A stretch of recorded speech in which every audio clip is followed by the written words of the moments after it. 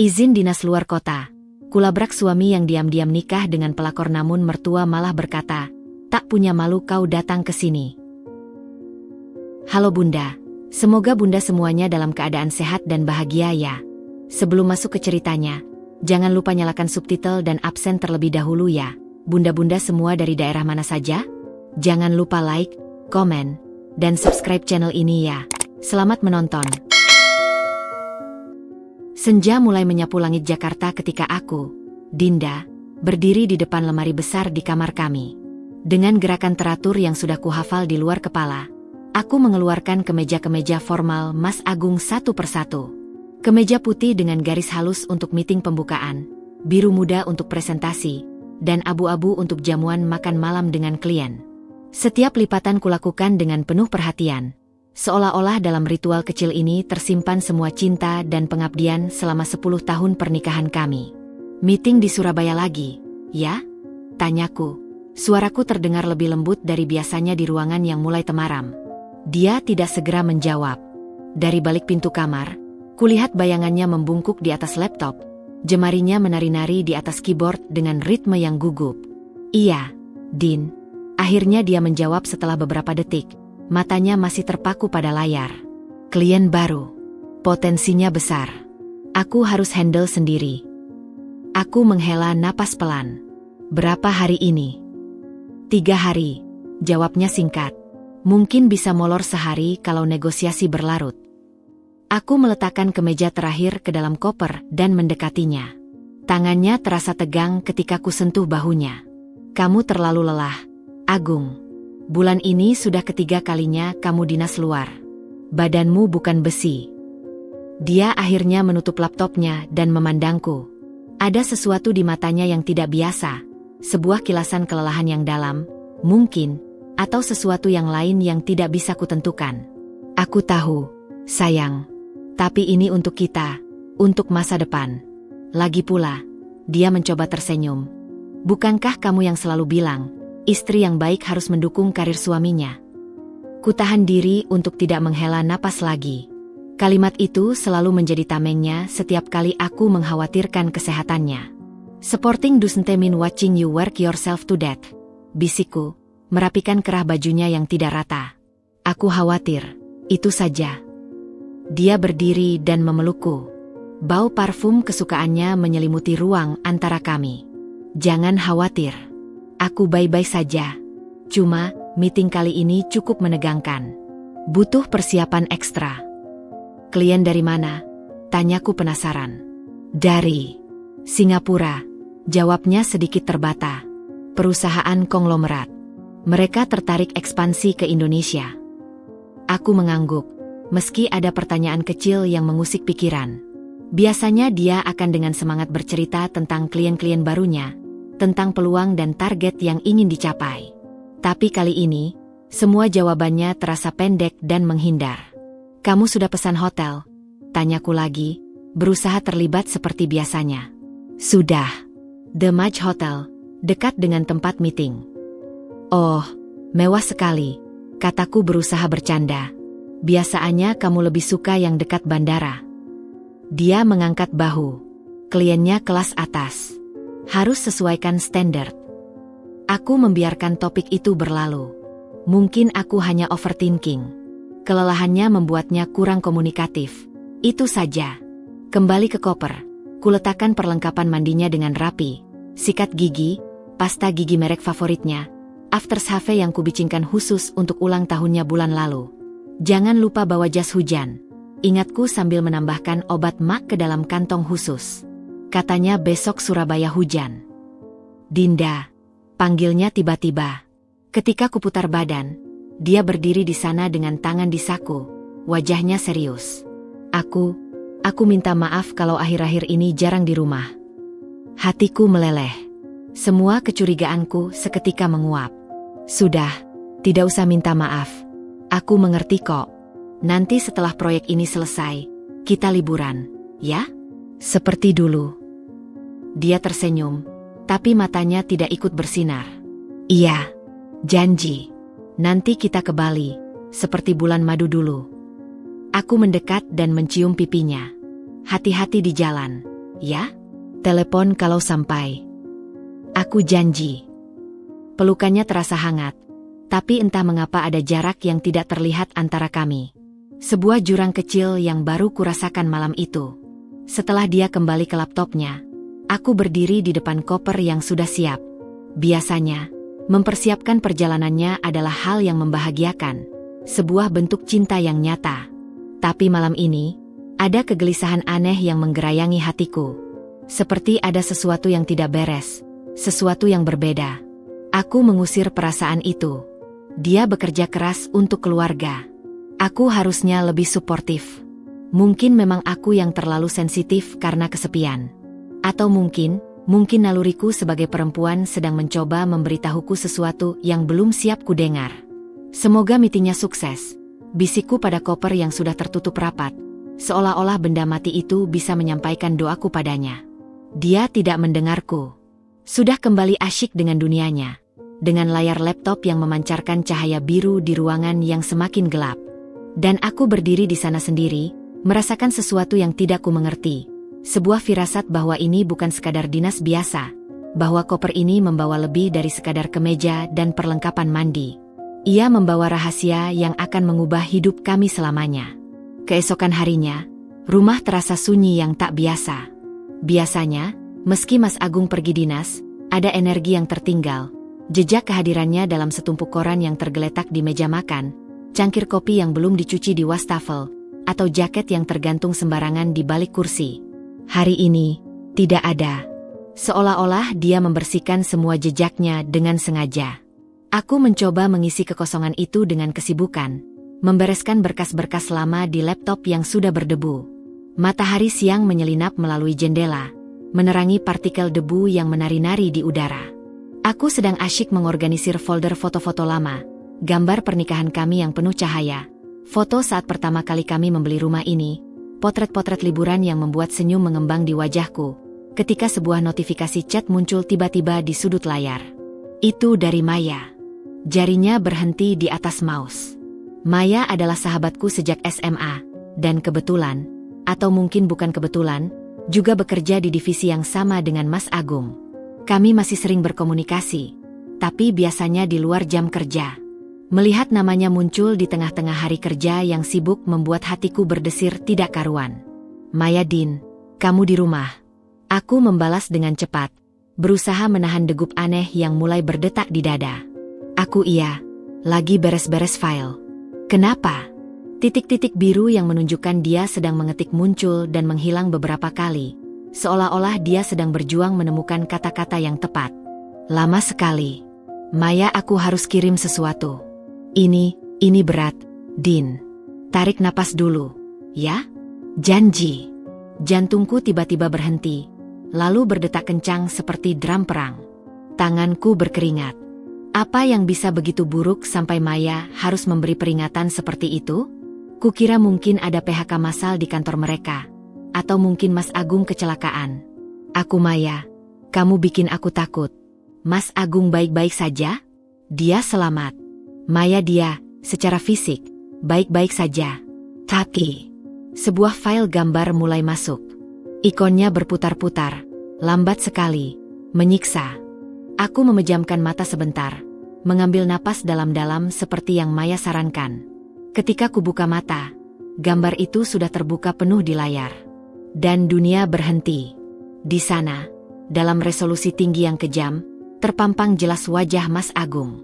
Bukan wajah lelah yang kukenal dari kemarin malam, bukan pula wajah serius yang selalu dia tunjukkan saat membicarakan pekerjaan. Ini adalah wajah yang pernah kukenal 10 tahun yang lalu. Wajah yang santai, penuh kasih, dengan senyum lepas yang selama ini kukira hanya untukku dan anak-anak kami. Tapi yang membuat napas tersangkut di tenggorokan adalah wanita di sampingnya. Cindy. Rambut ikal panjangnya terurai sempurna. Tubuhnya miring mendekati Mas Agung dengan pose yang akrab. Tangan mereka bergandengan erat. Jari-jari mereka saling bertautan dengan naturalnya orang yang sudah sangat dekat. Mereka sedang berjalan di sebuah mall. Aku mengenali lantai marmer dan ornamen khas salah satu mall premium di Surabaya. Latar belakang sebuah toko perhiasan mewah menjadi saksi bisu betapa mesranya mereka. Ini bukan ekspresi rekan kerja. Ini adalah tatapan yang dulu, di foto pernikahan kami, hanya dia berikan kepadaku. Aku harus ke Surabaya. Meeting klien. Bayangan suaranya dari kemarin malam bergema di kepalaku. Klien dari Singapura. Kebohongannya terngiang keras. Potensinya besar. Maksudnya, potensi untuk menghancurkan pernikahan kami? 3 hari. Cukup lama untuk berpura-pura menjadi suami untuk wanita lain. Dunia di sekelilingku mulai berputar. Kursi yang kududuki terasa mengambang. Laptop di depanku seolah-olah bergoyang-goyang.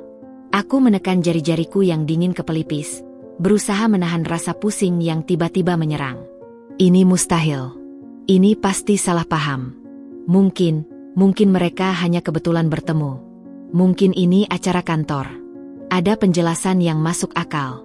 Tapi kemudian, mataku menangkap detail terakhir yang menghancurkan segalanya. Di pergelangan tangan kiri Cindy, terkalung sebuah gelang emas mungil dengan liontin huruf A. Gelang yang persis, sangat persis, dengan yang kubeli untuk Mas Agung ulang tahun lalu. Gelang yang katanya hilang dari lemari perhiasannya bulan lalu. Pesan Maya kembali berkedip. Maya Dinda, kamu masih di sana? Aku lihat mereka kemarin di lobi. Aku pikir kamu tahu. Aku pikir, oh, Dinda. Aku minta maaf. Jari jemariku yang gemetar menari di atas keyboard, mengetik dan menghapus, berulang kali. Tidak ada kata-kata yang cukup untuk menggambarkan apa yang kurasakan. Akhirnya, yang terkirim hanyalah 3 kata pendek. Aku kapan ini, Maya. Maya tadi pagi. Aku di Surabaya untuk meeting regional. Mereka keluar dari elevator bersama. Din. Dari lantai kamar hotel. Lantai kamar hotel. Kata-kata itu menggantung di udara, tajam dan kejam. Aku membayangkan mereka berdua turun dari elevator. Mungkin setelah semalaman. Tidak. Aku tidak bisa melanjutkan pikiran itu. Rasanya seperti dadaku dirobek dengan pisau tumpul. Janji kita nanti ke Bali, seperti bulan madu dulu. Janji kosong. Semuanya dusta. Tangis pertama itu datang tanpa suara. Hanya air mata panas yang mengalir deras, membasahi pipiku dan menetes ke keyboard laptop. Tubuhku terguncang dalam heningnya rumah yang tiba-tiba terasa begitu luas dan mengancam. Di layar, foto itu masih terbuka, tersenyum kepadaku dengan sinis, mengingatkanku pada kebodohanku, pada kenaifanku selama ini. Aku memandangi foto pernikahan kami di desktop. Wajah kami yang masih muda, penuh harapan, penuh cinta. Lalu kembali ke foto ini. Wajahnya yang sama, tapi dengan wanita yang berbeda. Sebuah kehidupan paralel yang dia jalani diam-diam. Sementara aku di sini, dengan setia melipat kemejanya dan mengingatkannya untuk membawa jas hujan. Kututup laptop itu dengan keras, tidak tahan melihatnya lagi. Tapi gambar itu sudah terpatri di benakku. Setiap detailnya. Senyum mereka. Gelang itu, keakraban itu, badai telah datang. Dan ini baru awalnya. Keputusan untuk menyetir ke Surabaya datang bagai naluri purba yang tak terbendung. Pikiran logika menjerit bahwa ini gila, bahwa aku harus tenang, berpikir jernih. Tapi hati yang terluka sudah tak mendengarkan lagi suara akal sehat. Tubuhku bergerak sendiri, bagai robot yang diprogram oleh rasa sakit yang mendalam.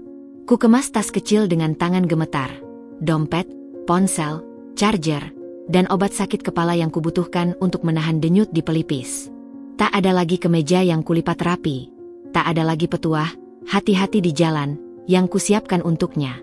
Kali ini, akulah yang akan memburu kebenaran di balik dusta. Matahari siang yang terik menyambutku ketika keluar dari rumah. Aku menyewa mobil. Tak mau menggunakan mobil keluarga yang baunya masih membawa kenangan-kenangan palsu. Penyewanya, seorang bapak parubaya, melihat wajahku yang bengkak dan mata sembab. Jauh, Bu, Surabaya. Sendirian? Tanyanya sambil menyerahkan kunci. Urusan keluarga, jawabku singkat, menghindari tatapan penasarannya. Perjalanan 6 jam itu seperti berjalan dalam kabut. Pemandangan di luar hanya lalu lalang samar. Sementara di dalam kepalaku, film horor terus diputar ulang. Foto itu, senyum mereka, gelang itu. Setiap kali bayangan itu muncul, kakiku menekan pedal gas lebih dalam, Seolah-olah dengan mempercepat laju kendaraan, aku bisa melarikan diri dari kenyataan. Maya, kamu di mana? Jangan ngapa-ngapain sendiri, Din. Pesan Maya datang ketika aku berhenti di rest area untuk mengisi bahan bakar. Tanganku masih gemetar ketika membalasnya. Aku di jalan ke Surabaya. Kasih tahu aku hotelnya. Maya, Dinda, ini bukan ide bagus. Kamu emosi. Nanti malah. Aku sudah tenang. Cuma mau lihat dengan mataku sendiri. Kasih tahu aku, Maya. Aku berhak tahu. Dia mengirimkan nama hotel, The Match Hotel. Persis seperti yang disebut Mas Agung. Ironinya menyakitkan. Dia bahkan tak cukup kreatif untuk membuat alibi hotel yang berbeda. Maya, mereka ada di suite lantai 12. Tapi Dinda, tolong jangan langsung konfrontasi. Nanti kamu yang sakit hati. Aku tak menjawab lagi. Sakit hati? Apa masih ada yang lebih sakit dari dikhianati orang yang paling kupercaya? Sore ketika aku tiba di Surabaya, kota ini terasa asing dan bermusuhan. Hujan rintik-rintik mulai turun, membasahi jalanan yang sudah kukenal sejak kecil. Aku ingat dulu kami sering ke Surabaya bersama, menengok keluarga, jalan-jalan di Tunjungan Plaza, makan sate klopo di depan RS Darmo. Kini, kota kenangan ini menjadi tempat di mana suamiku membangun hidup barunya yang rahasia. The Match Hotel berdiri megah, bagai istana yang menantang. Aku memarkir mobil di seberang, persis di tempat yang bisa melihat pintu masuk utama dengan jelas. Jantung berdebar kencang, tangan berkeringat dingin. Aku merasa seperti detektif dalam film noir. Tapi ini bukan fiksi. Ini nyata. Ini hidupku. Jam berdetak lambat. Pukul 17.30, pukul 18. Pukul 18.30. Aku duduk di dalam mobil, memandangi setiap orang yang keluar masuk. Setiap pasangan yang tertawa, setiap keluarga yang berjalan mesra. Semuanya seolah-olah mengejek kesendirianku. Pukul 19.05, dia muncul. Dari lobi yang terang benderang, Mas Agung melangkah keluar. Tapi ini bukan Mas Agung yang kukenal. Dia mengenakan kemeja kasual yang belum pernah kulihat, warna biru muda yang selalu kukatakan cocok dengan matanya. Celana chino, sepatu loafers. Gaya yang terlalu muda untuk pertemuan bisnis. Dan senyumnya. Oh, senyumnya begitu lepas, begitu ringan, begitu berbeda dari senyum pasrah yang biasanya dia berikan padaku di rumah. Lalu Cindy menyusul. Tangan kecilnya dengan gesit menyelipkan diri ke siku Mas Agung. Dia mengenakan dress merah, warna yang berani, warna yang dulu katanya terlalu mencolok untukku. Rambut ikalnya terurai sempurna, dan di tas tangannya, aku bisa melihat desainer mahal yang bulan lalu katanya tidak mampu dia beli untuk ulang tahunku. Aku harus hati-hati dengan pengeluaran bulan ini, Din. Proyek lagi sepi, katanya waktu itu. Dusta. Semuanya dusta. Mereka berjalan menuju area mall yang terhubung dengan hotel. Langkah mereka seirama.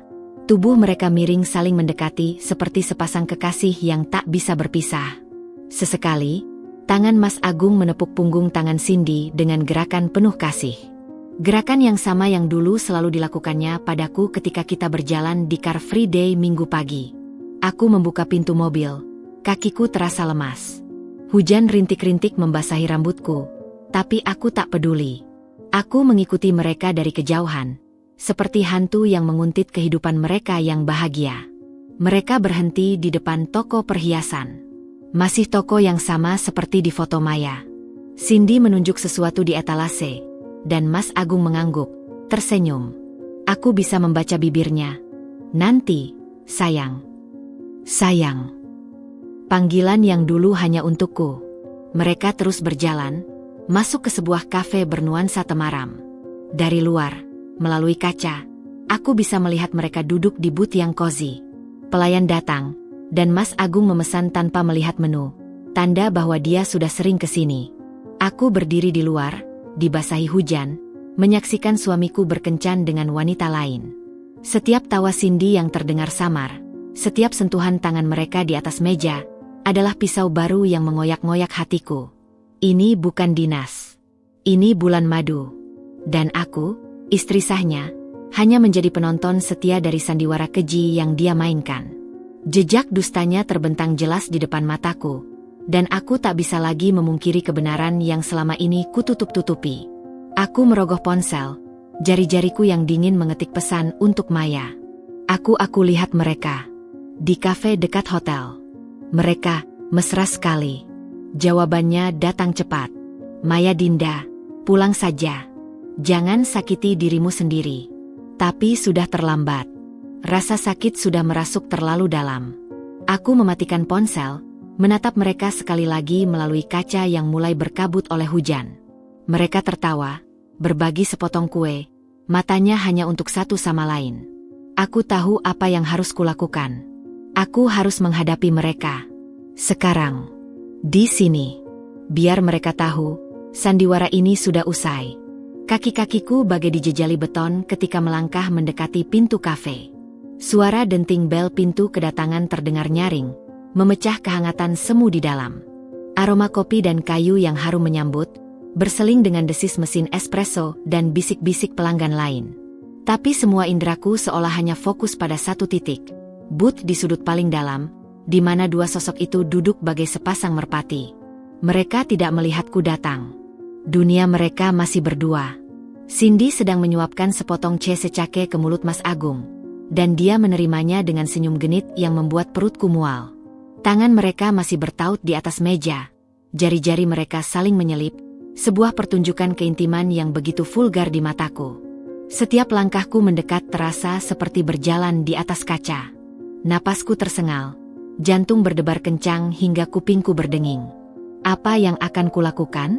Apa yang akan kukatakan?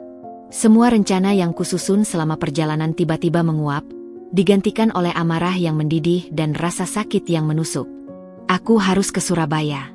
Meeting klien. Suaranya di kepalaku. Klien dari Singapura. Kebohongannya. Potensinya besar. Pengkhianatannya. Dan akhirnya, aku berdiri di samping meja mereka. Bayanganku jatuh di atas meja kayu yang di atasnya ada 2 cangkir kopi dan sepotong kue yang hampir habis. Untuk sesaat, mereka bahkan tidak menyadari kehadiranku, terlalu asyik dalam gelembung mereka sendiri. Mas Agung. Suaraku sendiri terdengar asing, serak, bergetar, penuh dengan emosi yang nyaris meledak. Wajahnya yang sedang tertawa tiba-tiba membeku. Kepalanya menoleh perlahan, matanya membelalak seperti melihat hantu. Warna wajahnya yang tadi cerah berubah pucat dalam sekejap. Dedinda, gumannya, suaranya parau. Tangannya yang sedang menggenggam tangan Cindy dengan refleks melepaskan, seperti tersetrum. Apa kau doing here? Cindy tersentak, lalu setelah shock awal, sebuah senyum tipis yang penuh kemenangan muncul di bibirnya. Dia bahkan tidak terkejut. Malah, dia menyandarkan tubuhnya ke belakang dengan sikap santai, seolah menyiapkan diri untuk menikmati sebuah pertunjukan. Aku di sini karena dapat kabar suamiku sedang meeting klien yang sangat penting, kataku, berusaha keras menahan getar di suara. Tapi akhirnya pecah juga. Meeting klien yang ternyata Cindy? Sejak kapan meeting klien sampai berpegangan tangan dan berpelukan di lobi hotel? Pelanggan di meja-meja sekitar mulai memperhatikan. Bisik-bisik mulai terdengar. Mas Agung salah tingkah, matanya melirik ke sekeliling seperti mencari jalan keluar. Dinda, ini bukan tempatnya. Dia mulai, suaranya rendah penuh peringatan. Lalu di mana tempatnya? Mas? Potongku. Suaraku semakin lantang. Di kamar hotel kalian? Di rumah kita di Jakarta yang kubersihkan setiap hari? Atau di sini, di depan umum, di mana kau bisa pamer wanita simpananmu? Cindy mendelik, senyumnya menghilang. Kak Dinda, tolong jangan buat keributan. Kita bisa bicara baik-baik. Aku menoleh padanya. Amarah yang selama ini tertahan akhirnya meluap. Kau pikir kau siapa? Bicara baik-baik denganku? Kau yang merusak rumah tangga orang. Berani bilang aku yang buat keributan? Kau tahu malu, tidak? Atau memang dari sononya sudah tidak punya harga diri? Wajah Cindy memerah. Kamu tidak tahu apa-apa. Agung dan aku. Agung dan aku, sergahku, memotongnya. Agung adalah suamiku. Sudah 10 tahun. Kau pikir dengan menggantungkan diri padanya, kau bisa menggantikan posisiku? Kau cuma pelampiasan sementara. Sudah, Dinda, cukup.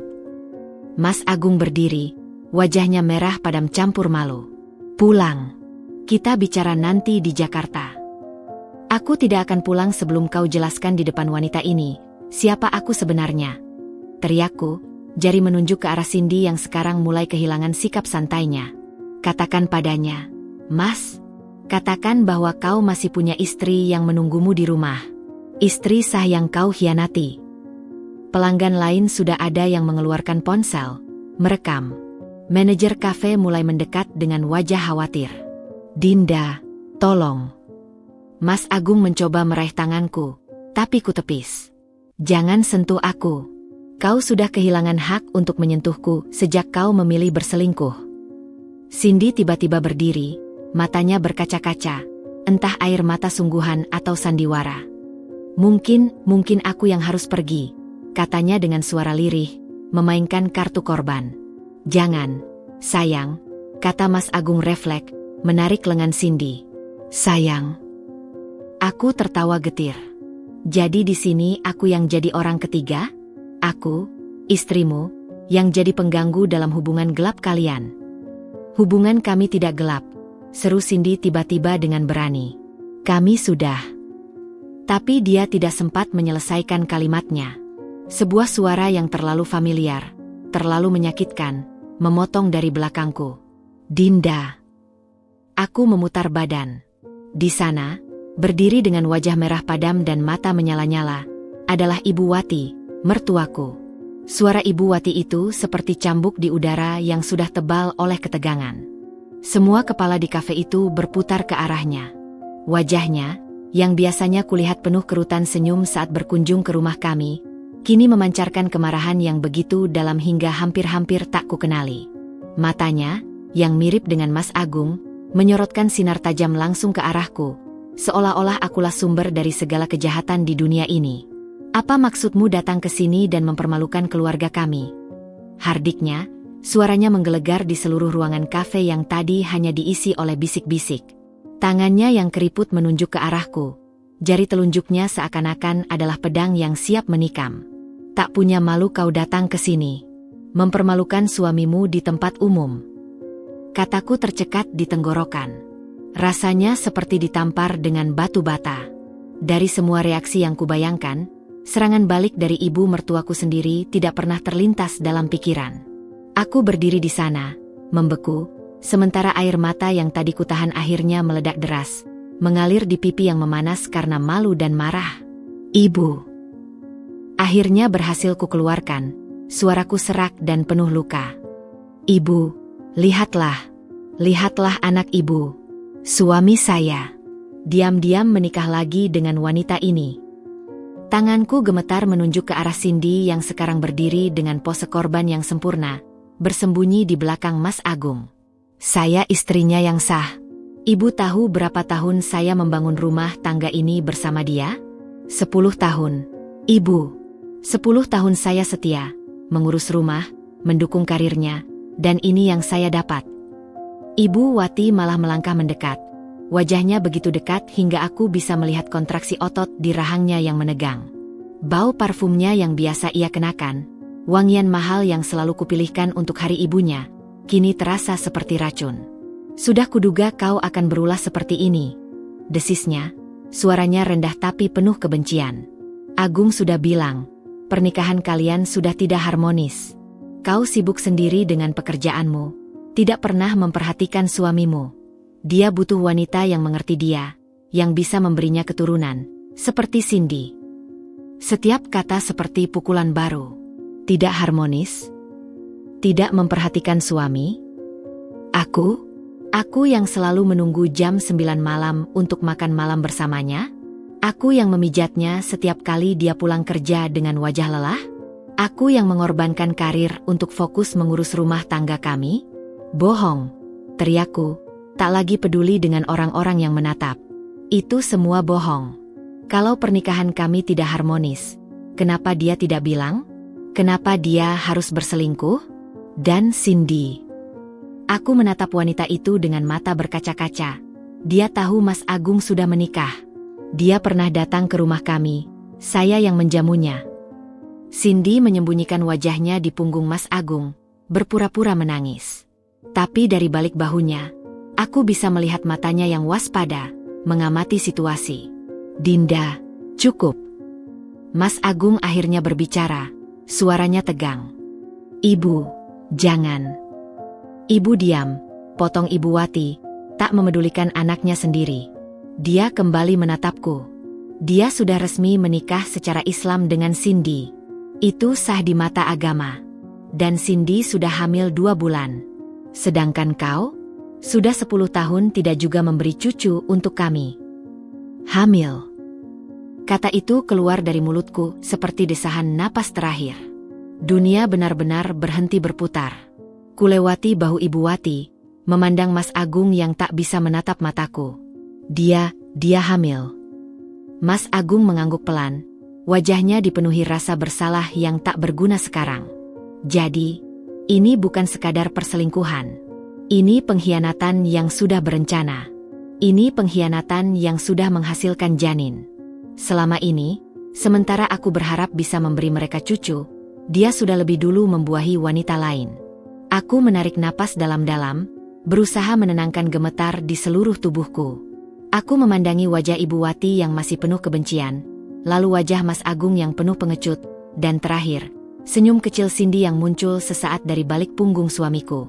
Baik, Bu, kataku, suaraku tiba-tiba datar, tenang yang mengejutkan bahkan bagiku sendiri. Kalau begitu, biarkan hukum yang berbicara. Saya pulang. Aku mengambil tas kecilku yang jatuh di lantai selama keributan tadi. Tapi sebelum pergi, aku menatap Mas Agung untuk terakhir kalinya. Ingat, Mas, saya, Dinda, adalah istri yang sah secara hukum negara. Apa yang kau lakukan adalah poligami tanpa izin, dan pernikahan siri serta anak di dalam kandungan itu tidak ada artinya di depan pengadilan. Aku tak lagi menunggu jawaban mereka. Aku berbalik dan berjalan keluar dari kafe itu. Setiap langkah terasa berat, tapi juga terasa seperti melepaskan beban yang sudah terlalu lama kupikul.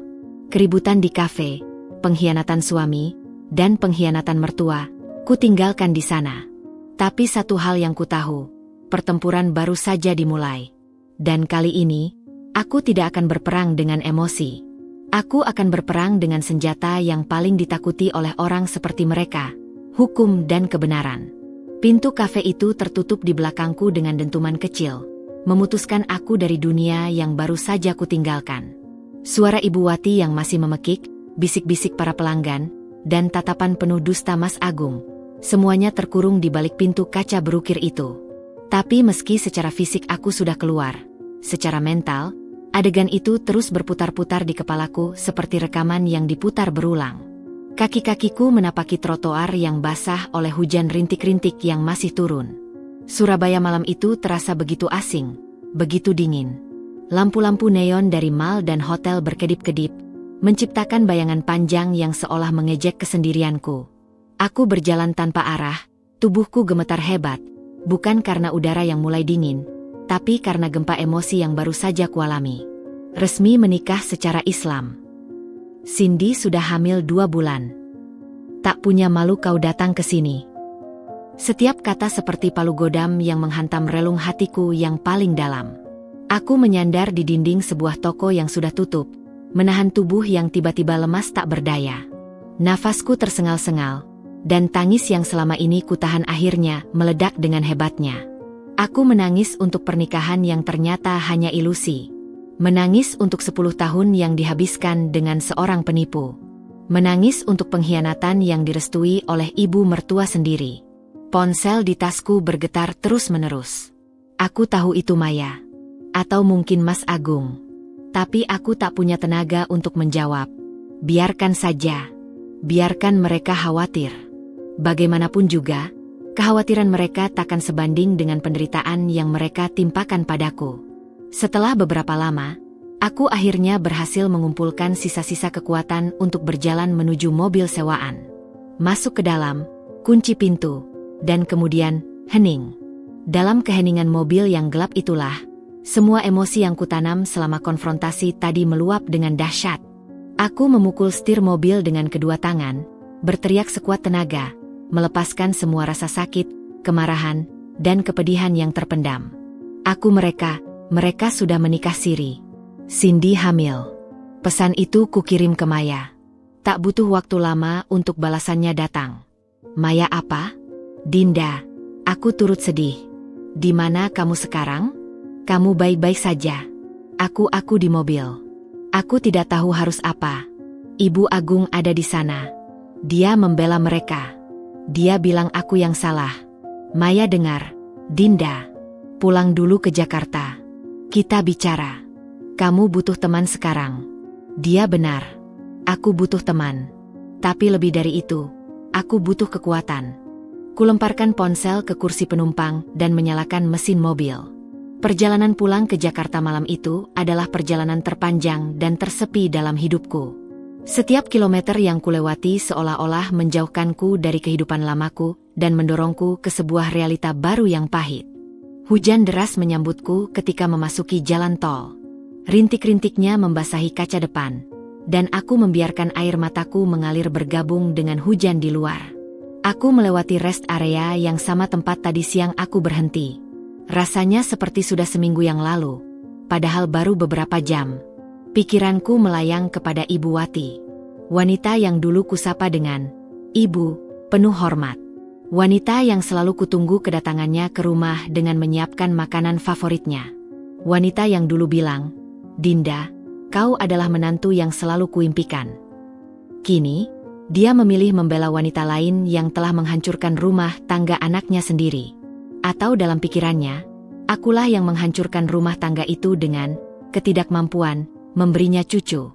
Lalu Mas Agung, suamiku, lelaki yang dulu bersumpah di depan penghulu dan keluarga besar kami. Lelaki yang berjanji akan melindungiku dan setia sampai maut memisahkan. Kini, dia melindungi wanita lain. Dan janji setianya ternyata hanya berlaku sampai ada wanita muda yang bisa memberinya keturunan. Dan Cindy. Wanita yang dengan mudahnya merusak apa yang sudah dibangun orang lain. Wanita yang memanfaatkan kerapuhan seorang suami untuk kepentingannya sendiri. Apakah dia benar-benar mencintai Mas Agung? Atau hanya mengincar harta dan posisinya? Pukul 3 pagi ketika akhirnya aku tiba di rumah. Rumah yang dulu kupenuhi dengan cinta dan tawa. Rumah yang kini terasa seperti kuburan kenangan. Aku berdiri di depan pintu, enggan masuk. Setiap sudutnya mengingatkanku pada kebohongan yang selama ini kujalani. Ketika akhirnya kumasuki, aroma rumah yang familiar menyapaku.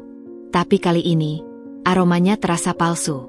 Seperti parfum murah yang menyamar sebagai wewangian mahal. Aku berjalan melewati ruang keluarga, melihat foto-foto kami yang masih tergantung dengan bangga. Foto pernikahan kami di dinding utama. Aku dengan gaun putih, dia dengan jas hitam. Kedua mata kami bersinar penuh cinta. Sekarang, aku tahu, cahaya di matanya mungkin sudah padam sejak lama, dan aku terlalu buta untuk melihatnya. Kuambil foto itu dari dinding, memandangi wajahnya yang dulu begitu kukenal. Kenapa, Agung? Bisikku pada foto itu. Kenapa kau tidak cukup jujur padaku? Kenapa kau harus memilih mengkhianatiku daripada bicara? Tapi foto itu hanya tersenyum diam, menyimpan rahasianya sendiri. Aku naik ke kamar tidur. Tempat di mana kami berbagi cerita, berbagi tawa, dan kadang berbagi air mata.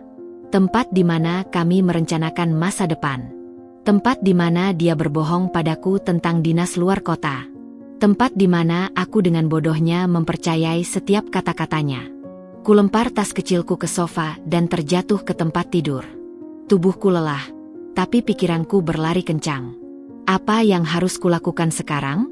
Membiarkan mereka bahagia dengan pengkhianatan mereka? Atau melawan? Lalu, seperti jawaban dari alam semesta, mataku menangkap buku harian kecil yang terselip di laci meja kerjanya. Sebuah buku yang tidak pernah kulihat sebelumnya. Dengan tangan gemetar, kuambil dan membukanya. Halaman pertama tertanggal 6 bulan yang lalu. Hari ini bertemu Cindy lagi. Dia begitu mengerti. Tidak seperti Dinda yang sibuk dengan urusannya sendiri. Cindy bilang dia hamil. Aku takut. Tapi ibu bilang, ini berkah. Sebuah cucu yang selama ini dinantikan. Menikah siri dengan Cindy hari ini. Ibu yang menjadi saksinya. Aku merasa bersalah pada Dinda, tapi ini untuk kelangsungan keturunan. Setiap kata di buku harian itu adalah pengakuan. Pengakuan yang lebih jujur daripada semua kata-kata yang pernah diucapkannya padaku selama 6 bulan terakhir. Kututup buku harian itu, air mataku sudah kering. Yang tersisa sekarang adalah tekad. Sebuah tekad yang dingin dan keras. Aku berdiri dan menghadap ke cermin. Wajah yang kulihat adalah wajah perempuan yang berbeda. Bukan lagi Dinda yang polos dan percaya. Bukan lagi istri yang setia dan penuh pengertian. Yang tersisa adalah seorang pejuang. Baik, Mas Agung, bisikku pada bayanganku sendiri. Kau mau perang? Aku siap berperang. Keputusan telah dibuat. Di penghujung hari yang paling kelam dalam hidupku, aku memilih untuk tidak menyerah. Aku memilih untuk melawan. Dan besok, ketika matahari terbit, pertempuran akan dimulai. Matahari pagi menyelinap melalui celah gorden, melukai mataku yang bengkak dan berat karena begadang dan tangis. Tubuhku terasa hampa, seperti mesin yang kehabisan bensin. Tapi di balik kehampaan itu, ada api kecil yang mulai menyala, api kemarahan dan tekad yang takkan padam. Aku bangkit dari tempat tidur yang masih berantakan, mandi air dingin, dan mengenakan pakaian yang paling membuatku percaya diri, setelan blazer hitam dan celana trousers yang dulu kubeli untuk presentasi penting. Di depan cermin, aku menyisir rambutku yang kusut. Wajah di balik kaca itu pucat, dengan lingkaran hitam di bawah mata, tapi ada sesuatu yang berbeda di matanya. Sebuah ketegasan yang belum pernah kulihat sebelumnya. Hari ini, aku tidak akan menangis. Hari ini, aku akan bertindak. Pukul 9 pagi, aku sudah duduk di ruang tunggu kantor pengacara perempuan yang sangat direkomendasikan Maya. Kantornya sederhana tapi elegan, penuh dengan tanaman hijau dan buku-buku hukum yang tersusun rapi. Bu Dinda. Seorang perempuan dengan potongan bob rapi dan kacamata bingkai hitam menyapaku dari balik pintu. Saya Bu Rika. Silakan masuk. Ruangan kerjanya dipenuhi sertifikat dan penghargaan. Dia menyuruhku duduk di seberang meja kerjanya yang besar. Maya sudah cerita sedikit, tapi saya ingin mendengar langsung dari Anda. Aku menarik napas dalam-dalam. Mulai dari awal. Dari dinas luar kota yang rutin, pesan dari Maya, foto di mall, hingga konfrontasi di kafe dan pengakuan mengejutkan tentang pernikahan siri dan kehamilan Cindy. Suaraku datar, terkendali, meski setiap kata terasa seperti mengorek luka yang masih segar.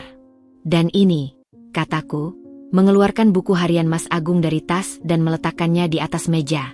Saya temukan semalam. Dia menulis semuanya di sini. Bu Rika membacanya dengan seksama. Wajahnya profesional tapi aku bisa melihat sedikit kedipan kemarahan di matanya. Setelah selesai, dia meletakkan buku itu dan mendekatkan tangannya.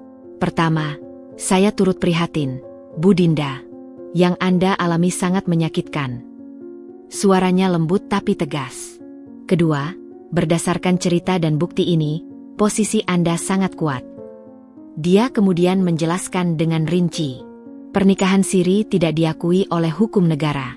Yang diakui adalah pernikahan Anda yang tercatat di KUA. Apa yang dilakukan suami Anda adalah poligami tanpa izin, yang melanggar undang-undang perkawinan. Kita bisa menggugatnya dengan pasal perzinahan. Selain itu, kita bisa menuntut hak Anda atas harta gonogini, nafkah, dan kompensasi atas penderitaan yang Anda alami. Tapi, dia bilang Cindy hamil. Bisikku, rasa sakit itu kembali menyergap. Itu tidak mengubah status Anda sebagai istri sah, jawab Bu Rika dengan tegas. Justru, itu semakin memperkuat posisi kita. Dia melakukan perselingkuhan yang berujung kehamilan. Pengadilan akan memandang ini sebagai pelanggaran berat. Dia kemudian mengambil selembar kertas. Saya usulkan beberapa langkah. Pertama, kita bekukan semua rekening bersama. Kedua, kita kumpulkan bukti-bukti pendukung, foto, chat, dan saksi-saksi seperti Maya. Ketiga, kita ajukan gugatan cerai dengan menempatkan Anda sebagai pihak yang dirugikan. Aku mengangguk, mencerna semua informasi itu. Apa konsekuensinya untuk dia? Bisa banyak, Bu. Dari sisi perdata, dia bisa kehilangan separuh hartanya. Dari sisi pidana, untuk pasal perzinahan, meski jarang dieksekusi, itu tetap ada dalam KUHP. Tapi yang paling menyakitkan bagi orang seperti dia adalah reputasi. Berita ini akan merusak karir dan nama baiknya. Dingin. Konsekuensinya terdengar dingin. Tapi bukankah itu yang mereka pilih ketika memutuskan untuk berkhianat? Saya setuju, kataku. Suaraku lebih tegas dari yang kukira. Saya ingin melanjutkan. Bu Rika tersenyum kecil, sebuah ekspresi hormat di matanya. Baik, pertama, kita perlu surat kuasa. Dan saya sarankan Anda segera memindahkan aset likuid Anda ke rekening pribadi. Jangan sampai dia mengosongkan rekening bersama. Dia sedang di Surabaya. Saya punya waktu. Bagus. Sekarang, tentang saksi. Apakah Maya bersedia menjadi saksi? Aku mengangguk. Dia yang pertama memberitahu saya. Dia akan bersaksi. Sempurna. Bu Rika mulai mengetik di komputernya. Saya akan menyusun gugatan hari ini juga. Kita serahkan ke pengadilan besok. Perasaan aneh menyergapku. Campuran antara ketakutan, keberanian, dan kesedihan. Ini benar-benar terjadi. Aku benar-benar akan menggugat suamiku sendiri. Bu Rika, tanyaku pelan, apakah ini keputusan yang benar? Dia berhenti mengetik dan memandangku. Yang menentukan benar atau salah adalah hati nurani Anda, Bu Dinda. Tapi yang saya lihat, ini adalah langkah untuk membela harga diri dan hak-hak Anda. Mereka tidak segan menyakiti Anda, bahkan di depan umum. Sekarang waktunya Anda membela diri dengan senjata yang mereka takuti. Hukum. Dia benar. Aku ingat tatapan sinis Cindy, kemarahan tak beralasan Ibu Wati, dan ketidakberdayaan Mas Agung. Mereka sudah memilih jalannya. Sekarang aku memilih jalanku. Baik, kataku, berdiri. Saya percayakan semuanya pada Ibu. Kami berjabat tangan. Genggamannya hangat dan kuat. Kita akan menang, Bu Dinda. Percayalah. Ketika aku keluar dari kantor itu, sinar matahari terasa berbeda. Masih sama teriknya, tapi kali ini, rasanya seperti menyinari jalan baruku. Sebuah jalan yang kutempuh sendirian, tapi dengan keyakinan penuh. Perang telah resmi dimulai. Dan untuk pertama kalinya dalam 10 tahun, aku merasa memegang kendali atas hidupku sendiri. Aku tidak lagi menjadi korban. Aku adalah prajurit yang siap bertempur. Mobil sewaan itu kukembalikan sebelum aku pulang ke rumah. Langkahku terasa lebih ringan, meski beban di pundak masih terasa. Ada sebuah ketenaran aneh yang menyelimutiku setelah pertemuan dengan Bu Rika. Keputusan telah diambil. Jalannya sudah ditetapkan. Sekarang, tinggal menunggu. Rumah masih dalam keadaan seperti ketika kutinggalkan kemarin, sunyi dan berantakan. Tapi kali ini, kekacauan itu tidak membuatku sedih. Malah, seolah-olah mencerminkan keadaan hidupku yang sedang dalam proses penataan ulang. Kuambil buku harian Mas Agung dari dalam tas dan menyimpannya kembali di tempat semula dengan hati-hati. Biarlah dia tidak tahu bahwa aku sudah menemukan rahasianya. Biarlah topengnya tetap terpasang. Sebentar lagi akan kurenggut dengan paksa. Hari bergulir dengan lambat. Ku menghabiskan waktu dengan membereskan rumah, bukan sebagai bentuk pelayanan seperti dulu, tapi sebagai ritual pembersihan. Setiap barang yang mengingatkanku padanya kukumpulkan dalam sebuah kardus. Setiap foto kami berdua kuturunkan dari dinding. Ruang keluarga yang dulu dipenuhi senyum kami berdua kini hanya menyisakan bekas-bekas segi empat yang lebih terang di ket dinding. Sore hari, ketika matahari mulai merunduk, telepon berdering. Dari layar terpampang foto Mas Agung dan aku yang masih tersenyum bahagia. Foto yang sudah kuringankan untuk dihapus. Aku biarkan berdering beberapa kali sebelum akhirnya mengangkat. Halo, suaraku datar. Dinda, di mana kamu? Aku sudah telepon berulang kali sejak kemarin. Suaranya terdengar panik, dibuat-buat. Aku di rumah. Seperti biasa. Aku mau minta maaf untuk kejadian di Surabaya. Itu tidak seharusnya terjadi. Apa yang tidak seharusnya terjadi, Mas? Perselingkuhanmu? Atau aku yang memergokimu? Dia terdiam sejenak. Kedua-duanya. Dengar, aku pulang besok pagi. Kita perlu bicara. Tentu saja. Aku juga punya banyak yang ingin kubicara. Ada nada curiga dalam suaranya. Maksudmu?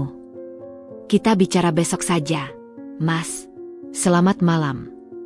Aku menutup telepon sebelum dia sempat membalas. Biarlah dia bergelut dengan kecemasannya sendiri malam ini. Pintu depan terbuka tepat pukul 10 pagi. Mas Agung masuk dengan wajah lesu dan pakaian yang masih sama seperti di Surabaya. Dia meletakkan kopernya dan melihat sekeliling ruangan. Dinda? Kenapa? Kenapa semua fotonya hilang? Aku berdiri di ambang pintu dapur, memegang segelas air. Rumah butuh renovasi, Mas. Mulai dari hal-hal kecil. Dia mendekat, mencoba memelukku, tapi kuhindar dengan halus. Aku minta maaf, Dinda. Aku tahu aku bersalah. Tapi keadaan. Keadaan, potongku. Keadaan apa yang memaksamu untuk menikah siri dan menghamili wanita lain? Wajahnya memerah. Ibu sangat menginginkan cucu. Dan kita sudah 10 tahun. Jadi ini salahku? Karena aku tidak bisa memberimu keturunan? Padahal kita tidak pernah memeriksakan diri ke dokter. Kau tidak pernah memberi kesempatan pada kita untuk mencoba. Dinda, tolong. Dia meraih tanganku, tapi kutepis. Aku sudah muak dengan permintaan maafmu, Agung. Maaf tidak cukup untuk menutupi pengkhianatan selama berbulan-bulan. Maaf tidak cukup untuk menghapus rasa malu yang kudapat di depan ibu dan istri barumu. Dia terdiam, matanya menghindar. Aku berjalan ke meja makan dan mengambil amplop coklat yang sudah kusiapkan. Ini untukmu. Dia membukanya dengan tangan gemetar. Matanya membelalak ketika membaca surat panggilan dari pengadilan. Gugatan cerai? Dinda, kamu gila? Ini akan menghancurkan segalanya. Karierku, reputasiku. Sepertinya kau lupa, kau yang sudah menghancurkan segalanya lebih dulu. Pernikahan kita, kepercayaanku, semuanya. Dia meremas surat itu, wajahnya berubah dari penyesalan menjadi kemarahan. Kau pikir dengan ini kau akan menang? Kau tidak punya apa-apa tanpa aku. Salah, Agung. Aku punya bukti. Aku mengambil buku hariannya dari balik vas bunga. Buku harianmu yang menceritakan semuanya. Dari awal perselingkuhan hingga pernikahan sirimu. Wajahnya pucat membiru. Kau mengobrak-abrik barangku. Ini rumahku juga. Dan sebagai istri sah, aku punya hak untuk tahu kenapa suamiku tiba-tiba berubah. Aku mendekat, menatapnya langsung di mata. Kau pikir dengan diam-diam menikah lagi, hidupmu akan tenang? Kau salah. Sekarang kau akan menghadapi konsekuensinya. Dinda, tolong. Suaranya pecah, kembali memohon. Aku akan menceraikan Cindy. Aku akan kembali padamu. Kita bisa mulai lagi. Terlambat. Aku tidak mau menjadi pilihan kedua. Apalagi berbagi suami dengan wanita lain. Tapi dia hamil. Aku punya tanggung jawab. Tanggung jawab. Aku tertawa getir. Kau tidak punya tanggung jawab pada istri sahmu, tapi punya tanggung jawab pada wanita simpananmu? Kau benar-benar sudah kehilangan arah, Agung. Dia terduduk di kursi, kepalanya tertunduk. Aku akan dipecat. Perusahaan tidak mentolerir skandal seperti ini. Itu risiko yang kau ambil ketika memutuskan untuk berselingkuh. Hidup adalah pilihan, dan kau sudah memilih jalannya. Sekarang, hadapi konsekuensinya. Aku berbalik dan berjalan menuju kamar, meninggalkannya sendiri di ruang keluarga yang sudah berubah. Topengnya telah koyak. Topeng suami ideal, topeng menantu idaman, topeng profesional yang berintegritas. Semuanya telah runtuh. Dan yang tersisa hanyalah seorang pengecut yang akhirnya menyadari bahwa setiap tindakan memiliki konsekuensi. Tapi baginya, penyesalan datang terlalu terlambat. Bagi kami, ini adalah akhir yang sudah seharusnya datang. 2 hari setelah pertemuan panas dengan Mas Agung, udara di rumah terasa seperti sedang menunggu badai. Kami hidup dalam kesepakatan tak tertulis untuk saling menghindar. Dia tidur di kamar guest, sementara aku menguasai kamar utama. Suara dering teleponnya yang terus-menerus menjadi soundtrack yang mengiringi hari-hari kami. Dan dari sepenggal percakapan yang kudengar, jelas bahwa masalah mulai berdatangan.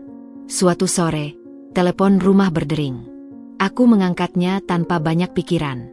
Halo. Selamat siang. Ini bisa berbicara dengan Mas Agung. Suara di seberang sana formal dan berwibawa. Siapa ini boleh tahu? Ini Pak Handoko dari HRD. Jantungku berdebar. Tunggu sebentar, Pak. Aku menaruh telepon di meja dan berteriak ke arah kamar guest. Agung, telepon untukmu. Dari Pak Handoko. Wajahnya yang muncul dari balik pintu langsung pucat. Dia menyambar receiver dengan tangan gemetar. Ya, Pak Handoko. Iya, Pak. Besok? Tapi... Saya mengerti. Baik, Pak.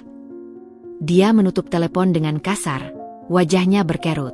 Senang sekarang? HRD mau bertemu aku besok. Mereka pasti sudah dengar gosip itu.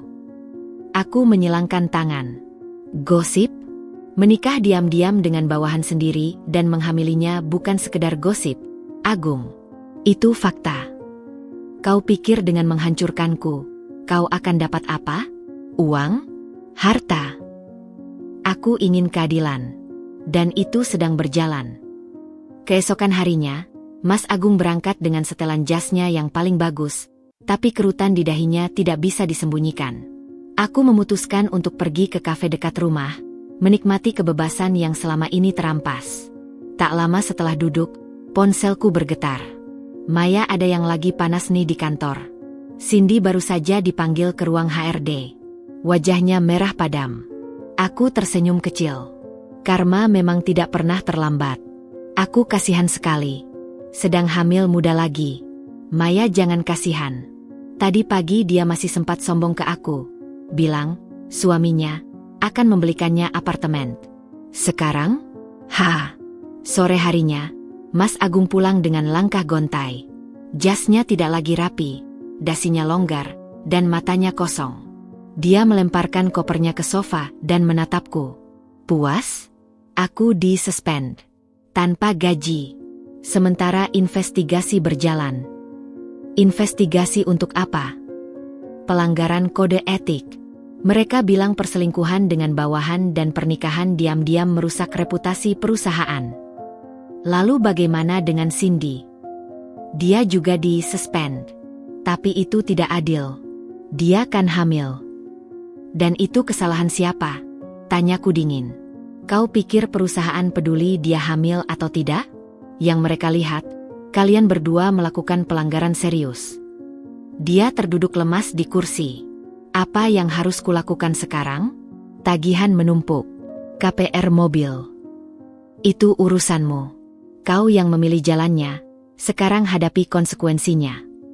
Malamnya, telepon lagi. Dari suara yang kudengar, jelas itu Cindy. Aku sengaja berdiri di dekatnya saat dia mengangkat. Agung, aku takut. Orang-orang di kantor memandangku aneh. Bahkan teman-teman dekatku tidak mau makan siang denganku. Tenang, sayang. Ini hanya sementara. Sementara? HRD bilang kemungkinan besar kita akan dipecat. Bagaimana dengan janjimu? Janji apartemen? Janji mobil? Cindy, aku sedang dalam masalah juga. Aku tidak peduli. Aku hamil anakmu. Kau harus bertanggung jawab. Aku tidak tahan lagi. Dia juga punya tanggung jawab pada istrinya yang sah. Kataku dengan suara cukup keras agar terdengar oleh Cindy. Dinda? Kau dengarkan pembicaraan kami, teriak Cindy. Ini masih rumahku. Aku berhak berada di mana saja. Kau iri karena aku bisa memberikan Agung keturunan. Cindy, cukup, potong Mas Agung. Dinda, tolong. Aku memutar balik dan meninggalkan mereka. Biarkan mereka berdua berdebat. Biarkan mereka merasakan betapa pahitnya buah yang mereka tanam sendiri. Dari kamar, aku masih bisa mendengar suara Mas Agung yang berusaha menenangkan Cindy. Tapi kali ini, Nada Cindy tidak lagi manis dan memikat. Kini, nada itu penuh tuntutan dan kemarahan. Karma mulai bekerja. Perlahan tapi pasti. Reputasi mereka di kantor sudah hancur. Hubungan mereka mulai retak karena tekanan. Dan ini baru babak pertama. Aku membuka ponsel dan mengirim pesan kepada Bu Rika. Aku bisa kita percepat proses gugatannya. Balasannya datang segera. Bu Rika tentu. Saya akan ajukan besok. Ada perkembangan. Aku mereka berdua disuspend dari kantor. Situasi semakin panas. Bu Rika bagus. Semakin banyak tekanan, semakin besar kemungkinan mereka membuat kesalahan. Saya akan tambahkan pasal pencemaran nama baik dari pihak Cindy. Aku menutup ponsel dan melihat bayanganku di jendela. Senyum kecil muncul. Ini bukan tentang balas dendam. Ini tentang keadilan. Dan keadilan mulai berbicara dengan bahasa yang mereka pahami. Konsekuensi. Keesokan pagi, aku duduk di balkon kamarku menyeruput teh hangat ketika melihat Mas Agung keluar rumah dengan langkah cepat. Dari balik tirai, kulihat dia menenteng sebuah koper dokumen. Rasa penasaran membuatku mengikutinya dari kejauhan. Dia berhenti di sebuah warnet dan masuk ke bilik paling ujung. Setengah jam kemudian, dia keluar dengan wajah lega. Aku menduga dia sedang mencoba menghapus jejak digitalnya. Begitu dia pergi, aku masuk ke warnet yang sama. Dengan bantuan teknis dari seorang karyawan muda yang simpatik, setelah kuceritakan sepenggal kisahku, kami berhasil mengakses riwayat komputer yang baru saja dia gunakan. Lihat, Bu, kata karyawan itu, dia baru saja login ke email dan menghapus banyak pesan. Tapi ada fitur recovery untuk 30 hari terakhir. Jantungku berdebar kencang ketika kami memulihkan email-email yang terhapus. Ternyata, selama berbulan-bulan, Mas Agung dan Cindy berkirim email mesra melalui akun Dumi. Isinya membuatku mual. Dari Agung SBY 123 kepada Cindy_Angel. Sayang, meeting besok di Surabaya sudah aku atur. Kita bisa 3 hari bersama. Aku kangen aroma shampoomu. Dari Cindy_Angel kepada Agung SBY 123. Aku sudah pesan kamar suite seperti yang kamu mau. Jangan lupa beli wine kesukaanku. Ibu hamil butuh vitamin. Ibu hamil? Jadi dia sudah menggunakan kartu hamil sejak awal untuk memanipulasi Mas Agung. Kucetak semua email itu, tangan gemetar menahan amarah. Satu lagi, Bu, kata karyawan muda itu. Dia juga baru saja menghapus histori chat dari aplikasi pesan. Tapi ada backup di cloud. Dia dengan sigap membantu mengakses cloud Mas Agung. Dengan password yang ternyata masih tanggal pernikahan kami. Ironi yang menyakitkan. Percakapan mereka lebih vulgar dari email. Foto-foto mesra, bahkan video panggilan yang direkam diam-diam. Tapi yang paling menyakitkan adalah percakapan tentangku. Cindy, kapan kamu akan bilang ke dia? Aku tidak mau jadi wanita simpanan selamanya. Agung, sabarlah. Aku sedang mengatur segalanya. Dinda tidak akan dapat apa-apa saat kami bercerai. Cindy janji? Apartemen dan mobil untukku. Agung janji. Aku sudah pindahkan sebagian aset ke rekening baru. Rekening baru. Ini yang kutunggu-tunggu. Dengan bantuan karyawan warnet itu, kudapatkan nomor rekening dan bukti transfer yang dia sembunyikan. Terima kasih, kataku pada pemuda itu sambil memberikan sejumlah uang sebagai tanda terima kasih. Ini untuk bantuanmu. Tidak perlu, Bu. Ibu sudah cukup menderita. Semoga ibu menang di pengadilan. Sore harinya, aku menemui Maya di sebuah kafe. Wajahnya tampak lelah tapi bersemangat. Dinda, lihat ini, katanya membuka tabletnya. Aku dapat akses ke server kantor. Ada beberapa dokumen yang hilang dari proyek yang ditangani Agung. Ternyata, Mas Agung tidak hanya berselingkuh, tapi juga melakukan penyelewengan dana proyek untuk membiayai kehidupan mewahnya dengan Cindy. Ada bukti transfer ke akun Cindy untuk pembelian tas branded dan perhiasan. Ini bisa membuatnya tidak hanya dipecat, tapi juga dipenjara, bisik Maya. Aku menghela napas. Aku tidak menginginkan dia dipenjara. Tapi semua bukti ini diperlukan untuk pengadilan. Maya, apa kau bersedia menjadi saksi? Dengan senang hati. Aku sudah muak melihat kelakuan mereka. Malamnya, di rumah, aku menyusun semua bukti dengan rapi. Email, chat, bukti transfer, laporan keuangan mencurigakan, bahkan rekaman suara dari konfrontasi di kafe Surabaya yang kurekam diam-diam dengan ponsel. Mas Agung pulang dengan wajah muram. Dia langsung menyadari ada yang berbeda. "Kau keluar hari ini?" tanyanya curiga. "Ya, mengurus beberapa hal." "Dinda, aku ingin bicara serius." "Aku juga." Duduk berhadapan di ruang tamu, dia mulai berbicara dengan nada merendah. "Aku tahu aku bersalah. Tapi tolong, pertimbangkan lagi gugatan ceraimu. Kita bisa damai. Aku akan beri kau separuh dari apa yang kita punya." "Separuh? Berdasarkan hukum, aku berhak lebih dari itu." "Dengar, Dinda. Jika kau teruskan gugatan ini, aku bisa kehilangan segalanya.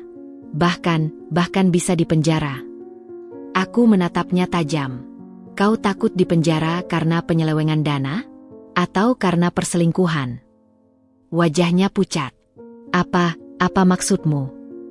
"Aku tahu semuanya, Agung. Transfer ke Cindy, pembelian tas branded, akun Dumi, bahkan janjimu untuk memberinya apartemen." Dia terdiam, napasnya tersengal. Kau menguntitku." "Tidak perlu. Kau yang ceroboh." Dia berdiri, wajahnya berubah marah. "Kau pikir dengan mengancamku, kau akan menang? Bukan ancaman. Ini peringatan. Jika kau tidak mau berdamai dengan baik, aku akan gunakan semua bukti ini di pengadilan." Aku mengambil setumpuk dokumen dan melemparkannya ke depannya. Matanya membelalak ketika melihat bukti-bukti yang kukumpulkan. "Bagaimana kau bisa dapat semua ini?" "Karma, Agung. Karma yang membimbingku menemukan kebenaran." Dia jatuh terduduk, tangannya menutupi wajah. Aku hancur." "Kau yang menghancurkan dirimu sendiri. Aku hanya mengungkapkannya." Perangkat bukti sudah lengkap. Senjata untuk pertempuran di pengadilan sudah terkumpul. Dan kali ini, aku yakin akan memenangkan pertempuran ini, bukan untuk balas dendam, tapi untuk keadilan yang selama ini diinjak-injaknya. Pagi itu, telepon rumah berdering tak henti-hentinya sejak pukul 7. Dari caller ID, kulihat itu adalah nomor orang tuaku di Bandung. Aku mengangkat dengan perasaan campur aduk. Rongga kosong di dadaku tiba-tiba terisi kerinduan pada orang tua, tapi juga ada rasa malu yang dalam karena harus mengakui bahwa pernikahanku hancur. "Dinda." "Kenapa baru angkat telepon?" Suara ibuku yang biasanya kalem terdengar panik. "Tadi pagi ibu dapat telepon dari Tante Ira. Dia bilang Agung disuspend dari kantor karena perselingkuhan? Apa benar?" Aku menarik napas dalam. Tante Ira adalah tetangga yang anaknya bekerja di perusahaan yang sama dengan Mas Agung. Kabar buruk memang cepat sekali menyebar. "Iya, Bu. Benar," jawabku, berusaha menahan getar di suara. "Dinda sayang." Suara ibu tiba-tiba lirih, penuh kasih sayang yang membuat air mataku mau meluap. "Kenapa tidak bilang pada ibu? Kamu harusnya tidak menanggung ini sendirian." Saya malu, Bu. Dan tidak mau membuat ibu dan ayah khawatir." "Bodoh sekali kau, Nak. Kami orang tuamu. Tempatmu mengadu." Aku mendengar isak tangisnya di seberang sana. "Ayah mau bicara." Suara ayah yang berat dan tenang menyambung. "Dinda, ayah dengar kamu sudah mengajukan gugatan cerai." "Iya, dengan pengacara." "Bagus," katanya tegas. "Kamu harus tegas. Jangan biarkan dia dan keluarganya menginjak-injak harga dirimu lagi. Kami akan datang besok. Ibu dan ayah temani kamu melalui ini." "Tidak perlu. Yah, saya bisa." "Dinda," potong ayah, suaranya lembut tapi tak terbantahkan. "Kamu anak kami. Kamu tidak akan melalui ini sendirian. Titik." Telepon berikutnya datang tak lama kemudian. Dari nomor yang kukenali betul, rumah mertua di Surabaya. Aku mengangkat dengan jari yang gemetar. "Dinda." Suara Ibu Wati menggelegar tanpa basa-basi. "Apa benar kau laporkan Agung ke HRD? Kau gila? Kau mau hancurkan masa depannya. Selamat pagi, Ibu, sapaku dingin. Saya tidak melaporkan siapa-siapa. Perusahaan yang melakukan investigasi internal. Jangan bermain kata-kata denganku. Kalau bukan kau yang menyebarkan gosip, mana mungkin mereka tahu? Mungkin karena mereka berdua tidak bisa menyembunyikan perselingkuhan lagi. Atau mungkin karena Cindy sudah mulai menunjukkan kehamilannya di kantor. Dengarkan baik-baik, Dinda. Cabut gugatan ceraimu. Sekarang juga. Atau apa, Ibu? Tantangku. Suaraku lebih berani dari yang kukira. Ibu akan melakukan apa? Mengusir saya?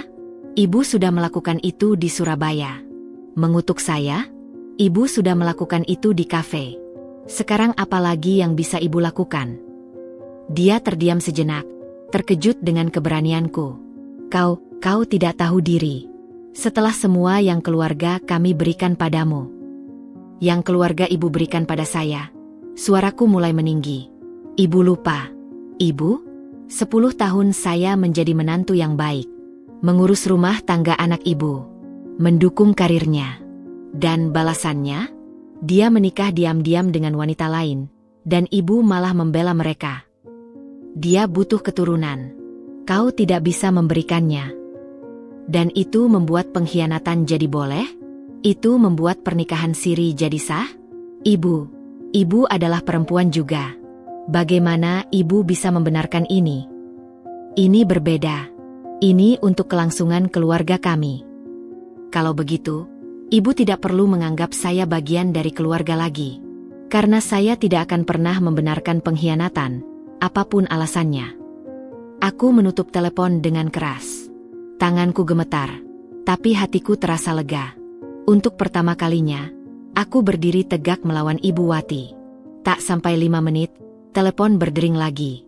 Nomor Mas Agung. Apa yang kau lakukan pada Ibu? Hardiknya. Dia menangis di telepon. Aku hanya mengatakan kebenaran. Sesuatu yang kau dan ibumu tidak terbiasa dengar. Dinda, kau berubah. Kau menjadi kejam. Kejam. Aku tertawa getir.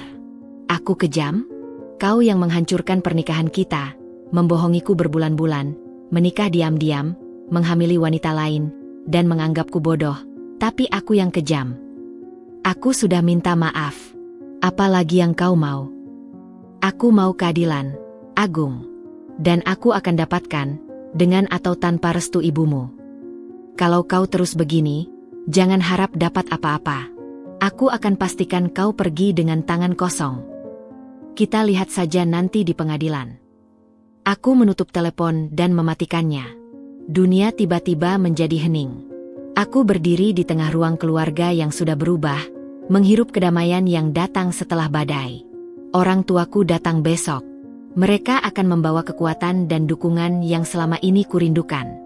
Sedangkan keluarga Mas Agung, dengan segala tekanan dan ancamannya, tidak lagi menakutkan. Aku berjalan ke kamar dan mulai menyiapkan kamar guest untuk orang tuaku. Untuk pertama kalinya dalam berbulan-bulan, aku merasa tidak sendirian. Aku punya keluarga yang mencintaiku, mendukungku, dan siap berjuang bersamaku. Tekanan keluarga yang selama ini mencoba meruntuhkanku, justru menguatkanku. Dan aku tahu, dengan dukungan orang tuaku, aku akan melalui semua ini dengan kepala tegak. Orang tuaku tiba siang itu dengan wajah penuh kepedulian dan pelukan yang menyejukkan. Ibu langsung memelukku erat, tangisnya membasahi bahuku. Anakku, kenapa tidak bilang dari dulu? Ayah menepuk punggungku dengan tangan kokohnya. Kami di sini sekarang. Tidak ada yang perlu kamu takuti.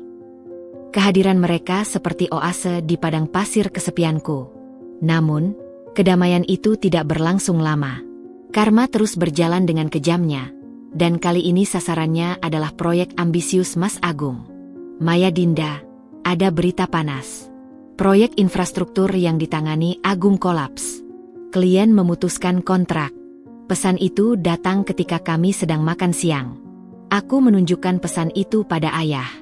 Proyek infrastruktur, tanya ayah, mata ahli tekniknya berbinar. Yang bernilai triliunan itu. Iya, yah, itu proyek terbesarnya selama ini. Ayah menggeleng-geleng. Dia terlalu sibuk dengan urusan asmaranya sampai lalai mengawasi proyek. Dalam teknik, satu kesalahan kecil saja bisa berakibat fatal. Sore harinya, Mas Agung pulang dengan wajah lebih muram dari biasanya. Dia terkejut melihat orang tuaku duduk di ruang tamu. "Pak, Bu," dia membungkuk hormat, tapi sikapnya kaku. "Agung," sapa ayah singkat.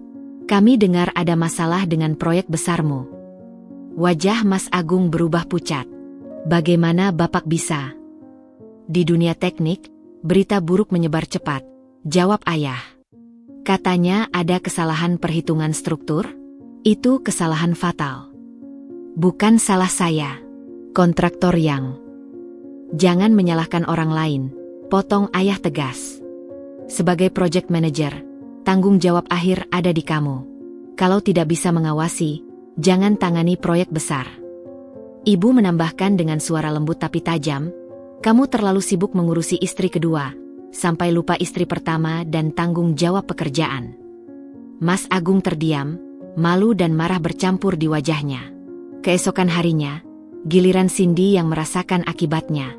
"Aku mendapat telepon dari seorang teman yang masih bekerja di perusahaan yang sama. Dinda, kamu harus lihat ini," katanya. Cindy baru saja dikeluarkan dari grup proyek dan dipindahkan ke divisi yang tidak penting. Tapi dia kan hamil? Mereka tidak bisa. Justru karena hamil, perusahaan takut tanggung jawab kalau ada sesuatu padanya. Tapi alasan resminya, kinerjanya menurun drastis. Rupanya, tanpa perlindungan Mas Agung yang sekarang juga sedang terpuruk, posisi Cindy di kantor menjadi sangat lemah. Dia yang dulu sombong dan dianggap istri atasan, kini menjadi bahan olok-olok dan dijauhi rekan-rekannya. Maya dia makan siang sendirian hari ini. Bahkan teman dekatnya yang dulu, tidak ada yang mau duduk dengannya. Aku merasa sedikit iba, tapi kemudian teringat kata-katanya yang menyakitkan di kafe Surabaya. "Kau iri karena aku bisa memberikan Agung keturunan." Iba itu pun menguap. Puncaknya terjadi ketika sebuah email internal perusahaan bocor ke grup alumni kampus kami. Isinya tentang penundaan permanen proyek infrastruktur karena kesalahan manajemen, dengan nama Mas Agung disebut secara eksplisit sebagai pihak yang bertanggung jawab. Teleponnya berderet tak henti. Dari atasan, kolega, bahkan klien-klien lama. Dari ruang kerjanya di lantai 2, aku mendengar suara teriakannya. "Tidak, itu bukan salah saya. Saya tahu perusahaan rugi besar, tapi tolong beri saya kesempatan." Sore itu, dia turun dengan wajah hancur. Matanya merah. "Puas?" katanya padaku dengan suara parau. "Reputasiku hancur. Tidak ada yang akan percaya padaku lagi." "Aku tidak melakukan apa-apa, Agung. Kau yang menghancurkan reputasimu sendiri. Dengan semua bukti yang kau kumpulkan, kau bisa menghancurkanku kapan saja. Aku tidak tertarik menghancurkanmu. Aku hanya ingin keadilan." Tapi karma tidak berhenti di situ. Malam itu, telepon dari Cindy lagi. Kali ini, suaranya histeris. "Agung, apartemenku dicabut. Pemilik bila ada yang kasih tahu kalau aku, wanita tidak bermoral. Sekarang aku harus pindah." "Tenang, sayang. Aku akan carikan tempat lain." "Dengan uang apa? Kau kan sudah di-suspend." "Aku juga. Sekarang kita tidak punya penghasilan." Aku memandang ayah yang sedang duduk tenang membaca koran. Dia mengangkat alis, seolah berkata, "Lihat, karma memang tidak pernah salah alamat." Keesokan paginya, berita di koran lokal membuatku tercekat. Sebuah artikel tentang kegagalan proyek infrastruktur dengan foto Mas Agung yang cukup besar. Judulnya, "Project Manager Gagal Kawal Proyek Triliunan, Perusahaan Rugi Besar." Dia melihat koran itu dan wajahnya menjadi putih pucat. Ini akhir dari segalanya." Ibu yang sedang menyiapkan sarapan berbisik padaku. Dia membawa semua ini pada dirinya sendiri. "Nak, jangan merasa bersalah." Aku mengangguk. Memang, aku tidak melakukan apapun untuk menjatuhkannya. Dia yang menjatuhkan dirinya sendiri dengan pilihannya. Karma hanya mempercepat prosesnya. Dan proses itu masih belum selesai. Masih ada pertempuran terbesar yang menunggu, pengadilan. Tapi setidaknya untuk hari ini, aku tahu bahwa keadilan tidak hanya datang dari hukum. Terkadang, kehidupan sendiri yang membawa keadilan itu pada mereka yang pantas menerimanya. Seminggu setelah gempa bumi yang melanda kehidupan profesional Mas Agung, suasana di rumah berubah drastis. Dia yang dulu selalu percaya diri, bahkan arogan, kini berjalan dengan bahu yang terkulai.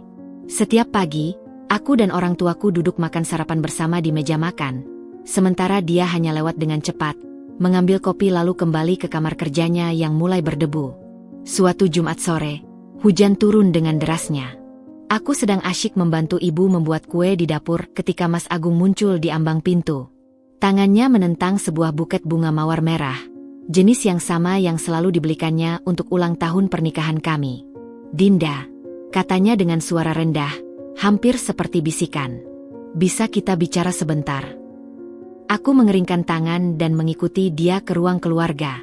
Aroma bunga mawar yang dulu kusukai sekarang terasa menusuk, seperti pengingat akan janji-janji palsu. "Din," dia mulai, menatapku dengan mata yang berusaha terlihat tulus. Aku bawa ini untukmu. Aku tahu kata maaf tidak cukup, tapi..." "Tidak usah, Agung," potongku, menolak bunga yang dicobanya sodorkan. "Kita sudah melewati tahap bunga dan maaf. Dengarkan aku, Please." Dia duduk di depanku, tangan tergenggam erat. "Aku sudah putus dengan Cindy. Aku sadar semua ini kesalahan besar. Aku terbuai oleh omongan ibu dan kelemahanku sendiri." Aku diam, menunggu. Inilah yang dikatakan Bu Rika akan terjadi. Dia akan mencoba merayuku kembali ketika menyadari konsekuensi dari tindakannya. "Aku janji, kalau kau mau beri aku kesempatan, kita bisa mulai lagi. Kita bisa pindah ke kota lain, mulai hidup baru. Aku akan cari kerjaan baru, dan kita bisa coba untuk punya anak." Matanya berbinar penuh harapan, tapi aku bisa melihat bayangan keputusasaan di baliknya. Ini bukan tentang cinta. Ini tentang rasa takut. Takut kehilangan harta, takut menghadapi pengadilan, takut masa depan yang suram. "Dan bagaimana dengan Cindy? Dan anaknya?" tanyaku dingin. Dia menghela napas. "Aku akan urus. Aku akan beri dia nafkah, tapi tidak lebih dari itu. Aku pilih kamu, Dinda. Kamu selalu yang utama." Kata-kata itu, yang dulu sangat kudambakan, kini terasa hampa. Seperti lagu lama yang diputar ulang, tapi sudah kehilangan maknanya. "Agung," kataku perlahan, "kau datang padaku bukan karena cinta. Kau datang karena takut. Takut kehilangan separuh hartamu. Takut reputasimu hancur. Takut harus menghadapi pengadilan sendirian." "Bukan begitu, sayang."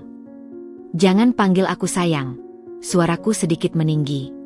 "Kau kehilangan hak untuk memanggilku begitu saat kau memanggil wanita lain dengan sebutan yang sama."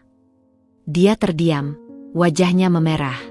"Aku tidak mau menjadi pilihan terakhirmu, Agung.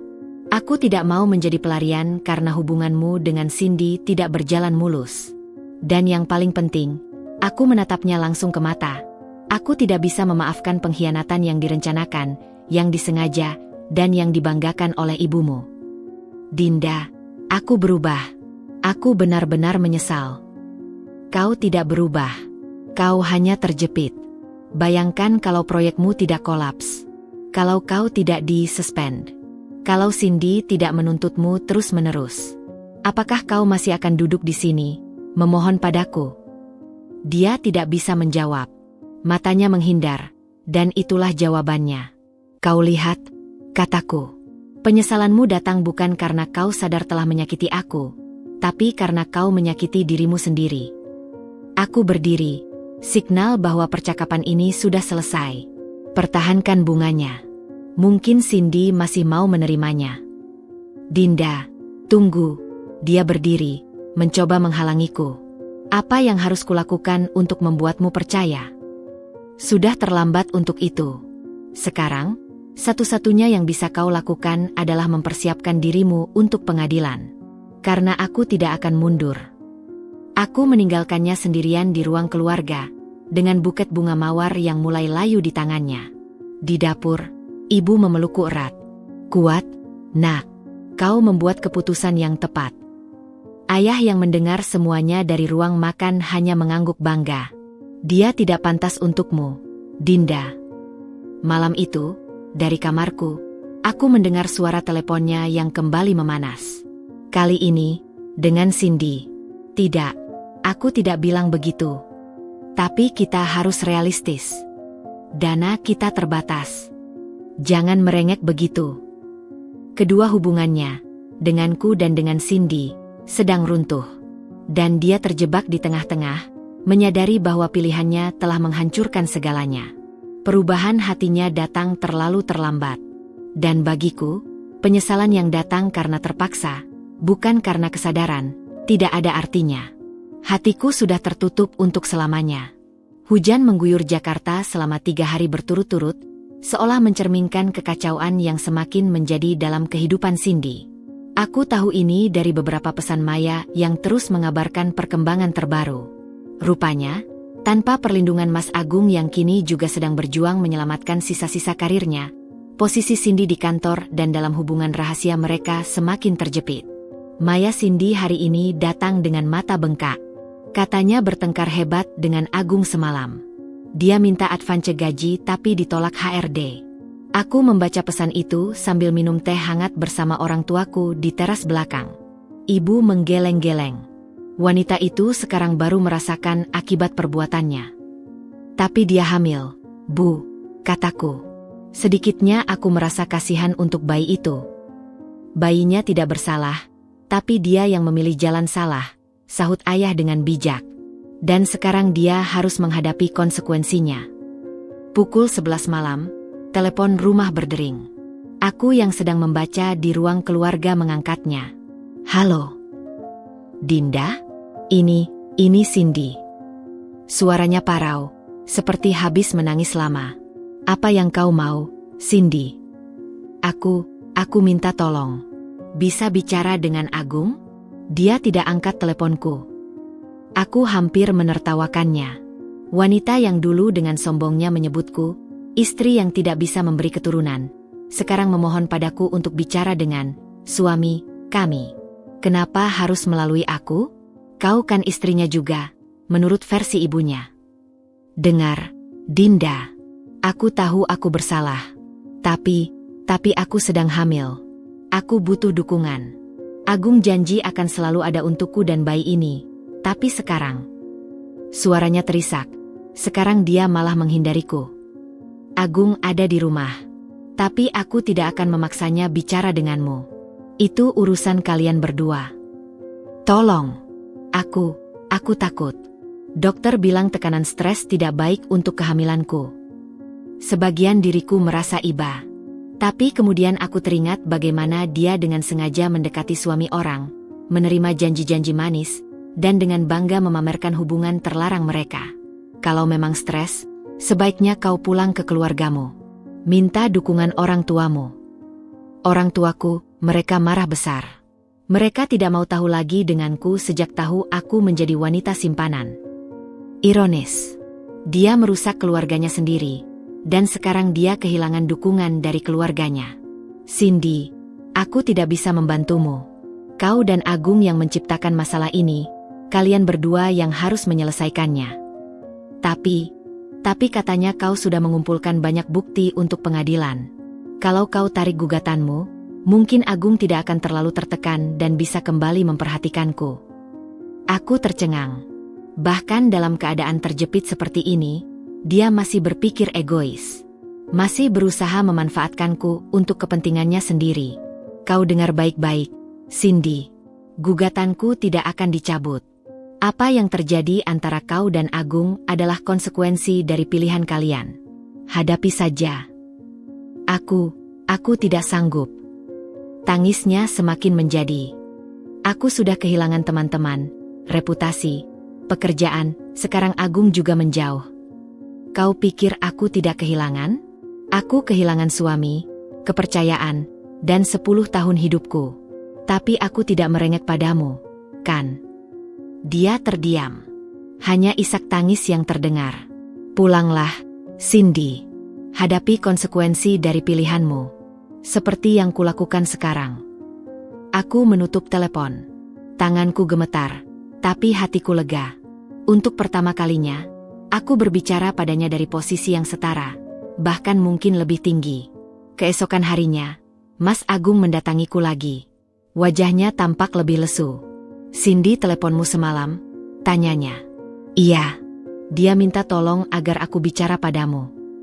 Dia semakin histeris. Menuntut ini itu. Aku sudah tidak sanggup. "Apa kau kira berselingkuh itu hanya soal cinta dan gairah? Tidak. Itu juga soal tanggung jawab yang kau pikul setelahnya." Dia menghela napas panjang. "Aku tahu. Aku salah dari awal. Tapi sekarang, dia mengancam akan melaporkan aku ke polisi kalau tidak memberinya uang." "Laporkan dengan alasan apa?" "Dia bilang, aku memperdayainya. Membuatnya hamil lalu meninggalkannya." Aku hampir tidak percaya. Cindy yang dulu begitu percaya diri dengan cinta mereka, sekarang menggunakan ancaman hukum. Kau lihat? Hubungan yang dibangun di atas dasar pengkhianatan dan dusta akan berakhir dengan ancaman dan permusuhan. "Dinda, apa yang harus kulakukan?" Suaranya putus asa. "Hadapi. Seperti yang kulakukan. Seperti yang dia lakukan. Kita semua harus menghadapi konsekuensi dari pilihan kita." Aku meninggalkannya sendirian, merenungkan kekacauan yang dia ciptakan.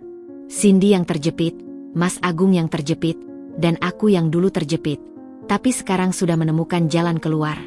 Dan jalan keluar itu adalah melalui pengadilan, di mana kebenaran akan diungkap, dan keadilan, semoga, akan ditegakkan.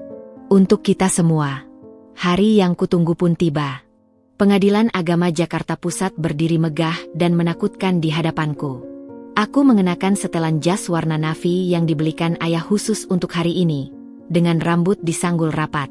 Di sampingku, Bu Rika tampak profesional dengan tas dokumen berisi senjata-senjata kami. "Tenang, Bu Dinda," bisiknya sambil menekan tanganku yang berkeringat. "Kita sudah siap."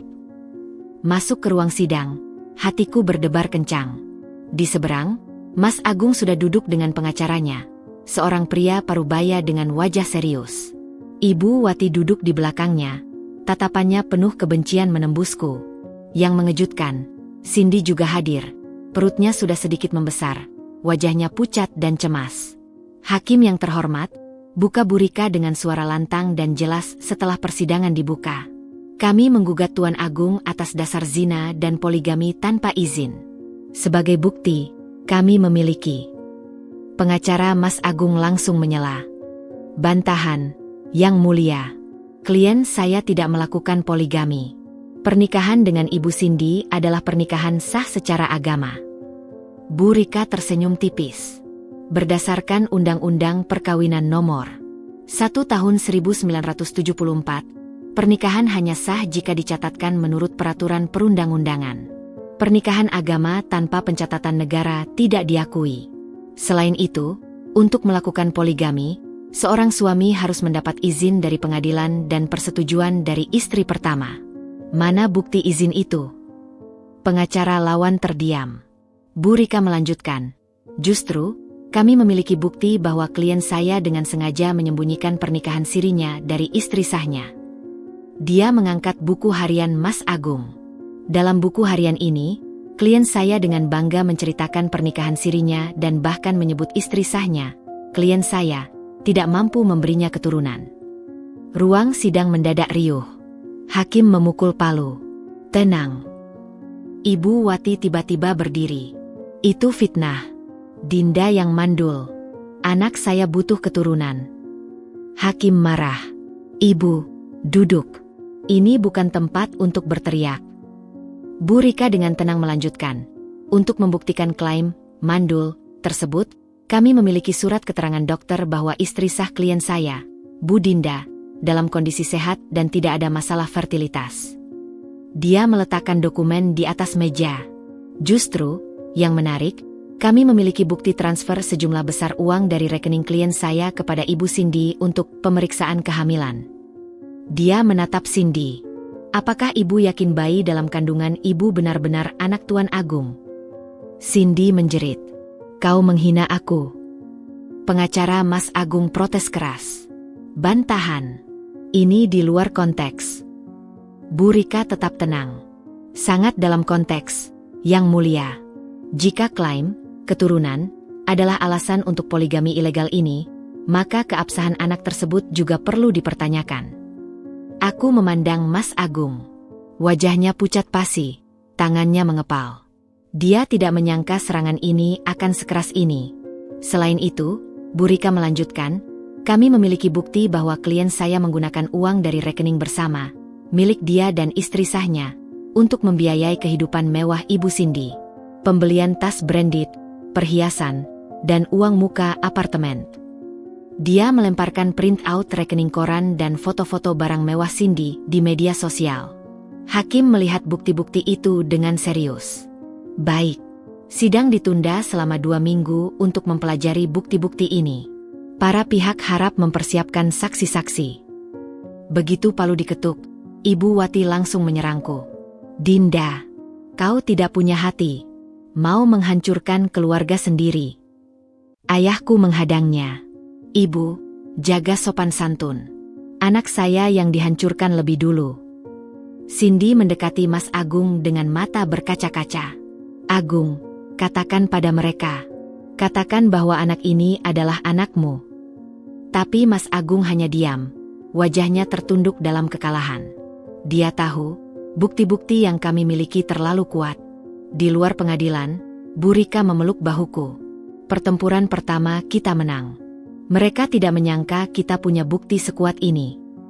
Aku melihat keluarga Mas Agung berjalan meninggalkan gedung pengadilan dengan wajah-wajah hancur.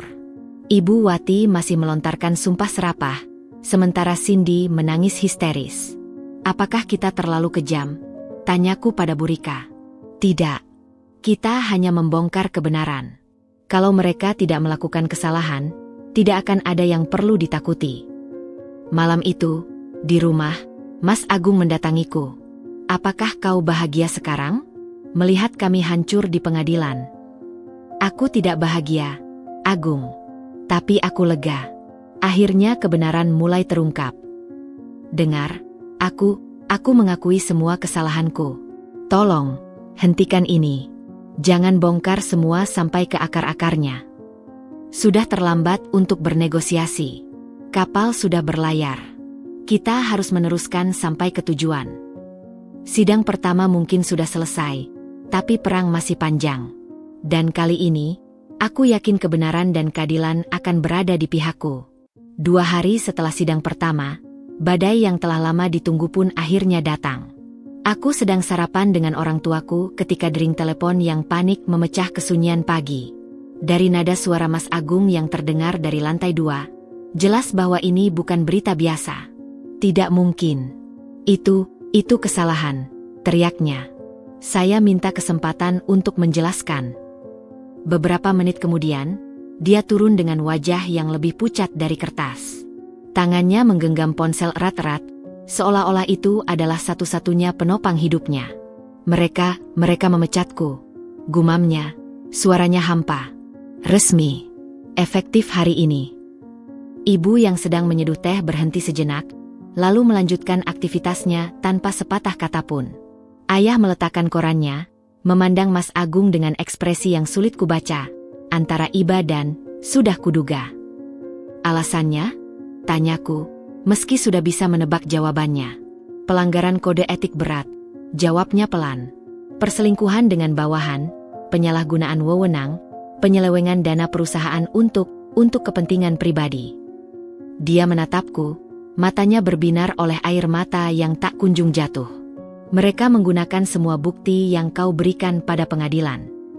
Aku tidak memberikan apapun pada perusahaanmu, koreksiku. Mereka melakukan investigasi internal. Bukti-bukti itu adalah dokumen publik yang dapat diakses siapa saja setelah diajukan ke pengadilan. Tapi kau tahu ini akan terjadi.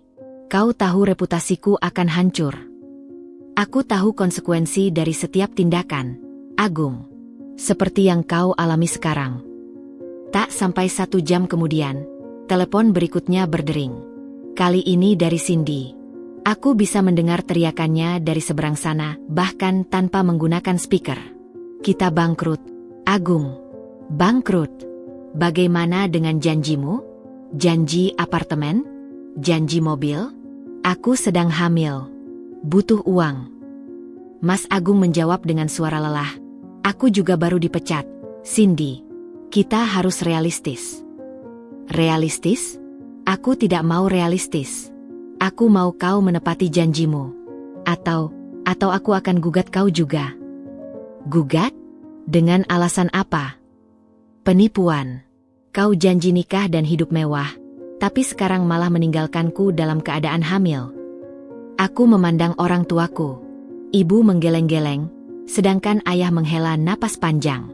Karma sedang bekerja dengan sempurna, menghancurkan tidak hanya karir Mas Agung, tetapi juga hubungan gelap yang dibanggakannya. Sore harinya, pukulan terakhir datang. Sebuah email resmi dari bank tiba di inbox Mas Agung. Karena statusnya sudah tidak bekerja, pengajuan KPR apartemen yang selama ini dia proses untuk Cindy ditolak. Bahkan, kartu kreditnya dibekukan karena dianggap berisiko tinggi. Dia duduk terpaku di depan laptopnya, wajahnya kosong. Hancur, semuanya hancur. Apa yang kau harapkan? Tanyaku. Kau membangun menara di atas pasir. Sekarang ombak datang, dan menara itu runtuh. Dinda, dia berbalik padaku. Suaranya pecah. Tidak adakah belas kasihan dalam hatimu? Melihat aku seperti ini. Belas kasihan. Aku menghela napas. Kau ingat saat kau dan ibumu meneriakiku di kafe Surabaya? Saat kau diam saja ketika Cindy menyebutku istri yang tidak bisa memberi keturunan? Di mana belas kasihanmu saat itu? Dia terdiam, tidak bisa menjawab. Malam itu, rumah terasa sangat sunyi. Mas Agung mengurung diri di kamarnya. Orang tuaku sudah tidur. Aku berdiri di balkon, memandang kota Jakarta yang gemerlap. Ponselku bergetar. Pesan dari Burika. Burika kabari baik. Perusahaan Agung secara resmi memecatnya hari ini. Ini akan memperkuat posisi kita di sidang berikutnya. Saya tahu. Dia dapat surat pemecatan pagi tadi. Burika dan satu lagi. Perusahaan juga meminta Cindy mengundurkan diri. Tampaknya dia akan melakukannya besok. Tidak ada pilihan. Karma memang sempurna. Dalam waktu kurang dari 24 jam, kehidupan yang mereka bangun dengan dusta runtuh berantakan. Karir hancur, reputasi hancur. Hubungan retak. Mas Agung keluar ke balkon, berdiri di sampingku. Aku tidak tahu harus mulai dari mana, katanya, suaranya lirih. Mulailah dengan jujur, jawabku. Pada dirimu sendiri, pada Cindy, dan pada aku. Dinda, apa masih ada kesempatan untuk kita? Aku memandangnya untuk terakhir kalinya. Tidak, Agung. Kapal kita sudah tenggelam. Sekarang, kita masing-masing harus berenang menyelamatkan diri sendiri. Aku meninggalkannya sendirian di balkon, merenungkan kehancuran yang dia ciptakan dengan tangannya sendiri. Karma telah berbicara dengan keras dan jelas. Dan kadang, keadilan terbaik adalah yang datang dari kehidupan itu sendiri, bukan dari pengadilan. Ruang sidang terasa berbeda hari ini. Udara terasa lebih ringan, seolah-olah kebenaran telah membersihkan atmosfer yang sebelumnya dipenuhi dusta. Mas Agung duduk di bangku tergugat dengan bahu yang terkulai. Seragamnya yang dulu selalu necis kini terlihat lusuh. Ibu Wati tidak hadir. Kabarnya dia jatuh sakit karena tekanan yang terlalu berat. Cindy hadir dengan wajah pucat dan bengkak, duduk terpisah dari Mas Agung. Hakim yang terhormat, Burika memulai dengan suara yang jelas dan penuh keyakinan. Berdasarkan semua bukti dan kesaksian yang telah disampaikan, kami memohon kepada Yang Mulia untuk: pertama, mengabulkan gugatan cerai antara klien kami, Ibu Dinda, dengan Tuan Agung. Kedua, menetapkan Tuan Agung sebagai pihak yang bersalah dalam perceraian ini. Ketiga, memberikan hak asuh penuh atas anak-anak, jika ada, kepada klien kami. Keempat, membagi harta gonogini dengan proporsi 70% untuk klien kami dan 30% untuk Tuan Agung, mengingat besarnya kerugian moral dan material yang diderita klien kami. Kelima, menjatuhkan nafkah bulanan yang harus dibayar Tuan Agung kepada klien kami. Pengacara Mas Agung mencoba membela, tapi argumen-argumennya terdengar lemah dan tanpa daya. Klien saya mengakui kesalahannya, namun mohon pertimbangan bahwa dia kini telah kehilangan pekerjaan dan sumber penghasilan. Bu Rika dengan cepat membalas, justru karena itulah pembagian harta dengan proporsi yang kami mukan menjadi penting. Ibu Dinda telah mendukung karir Tuan Agung selama 10 tahun, mengorbankan masa depannya sendiri. Kini ketika Tuan Agung menghancurkan pernikahan mereka, Ibu Dinda harus memiliki jaminan finansial yang cukup. Hakim kemudian mempersilakan kedua belah pihak untuk berbicara. Mas Agung berdiri dengan gemetar. Yang mulia, suaranya parau. Saya mengakui semua kesalahan saya. Saya tidak bermaksud menyakiti siapapun, tapi saya telah membuat pilihan-pilihan yang salah. Dia menoleh padaku, matanya berkaca-kaca. Dinda, aku minta maaf. Maaf untuk segalanya. Aku mengangguk pelan, tapi hatiku sudah tertutup. Maafnya datang terlalu terlambat. Hakim kemudian mempersilakanku berbicara. Aku berdiri, menarik napas dalam-dalam. Yang mulia, yang saya inginkan hanyalah keadilan. Keadilan untuk 10 tahun pernikahan saya yang dihancurkan oleh pengkhianatan dan kebohongan. Keadilan untuk harga diri sebagai perempuan yang diinjak-injak. Dan keadilan untuk masa depan saya yang harus saya bangun kembali dari nol. Cindy tiba-tiba berdiri, tapi saya hamil. Bagaimana dengan masa depan anak saya? Hakim memandangnya dingin. Ibu bukan pihak dalam gugatan ini. Silakan duduk. Setelah melalui proses yang terasa begitu panjang, akhirnya hakim membacakan putusannya. Pertama, mengabulkan gugatan cerai antara Ibu Dinda dan Tuan Agung. Kedua, menetapkan Tuan Agung sebagai pihak yang bersalah. Ketiga, karena tidak ada anak dalam pernikahan ini, tidak ada penetapan hak asuh. Keempat, membagi harta gonogini dengan proporsi 65% untuk Ibu Dinda dan 35% untuk Tuan Agung. Kelima, menjatuhkan nafkah bulanan sebesar 30% dari penghasilan Tuan Agung, jika dia memiliki penghasilan, kepada Ibu Dinda selama 2 tahun. Begitu palu diketuk, rasanya seperti sebuah bab besar dalam hidupku telah berakhir. Bu Rika memelukku erat. Kita menang, Dinda. Keadilan telah ditegakkan.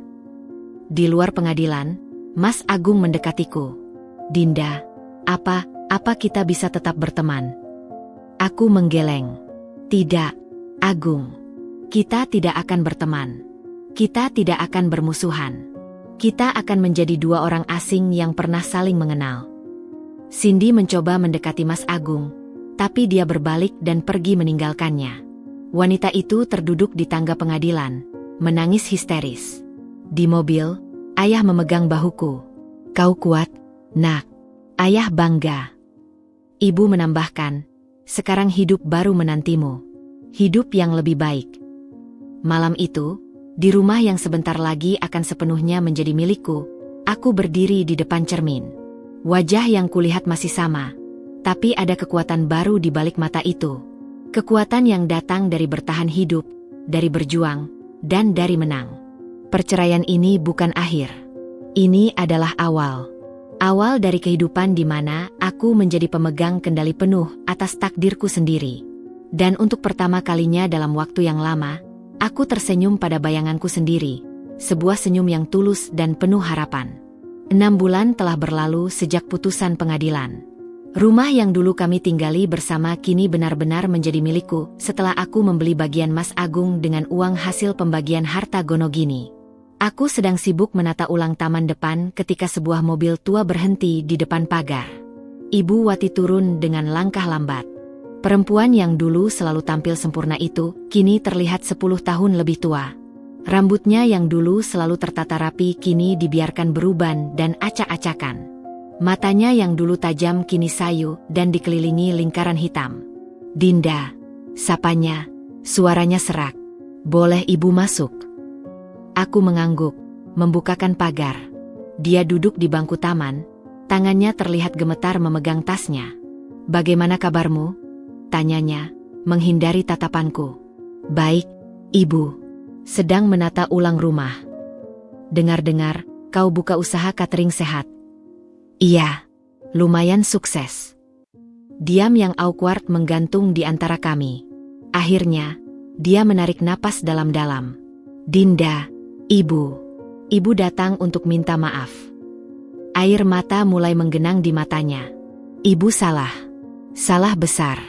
Ibu seharusnya tidak pernah membiarkan Agung berselingkuh, apalagi mendukungnya. Aku diam, membiarkannya melanjutkan. Kini ibu rasakan sendiri akibatnya. Tetangga-tetangga di Surabaya mengucilkan ibu. Teman-teman arisan tidak ada yang mau menerima telepon ibu. Mereka bilang, ibu perusak rumah tangga anak sendiri. Dia mengusap air matanya dengan sapu tangan. Agung, anak ibu itu, sekarang hidupnya hancur. Tinggal di kontrakan kecil, bekerja serabutan. Cindy meninggalkannya setelah keguguran bulan lalu. Aku menghela napas. Cindy keguguran. Iya, kata dokter karena stres berat. Setelah itu dia pulang ke orang tuanya dan tidak pernah menghubungi Agung lagi. Dan Agung, dia seperti orang hilang jiwa.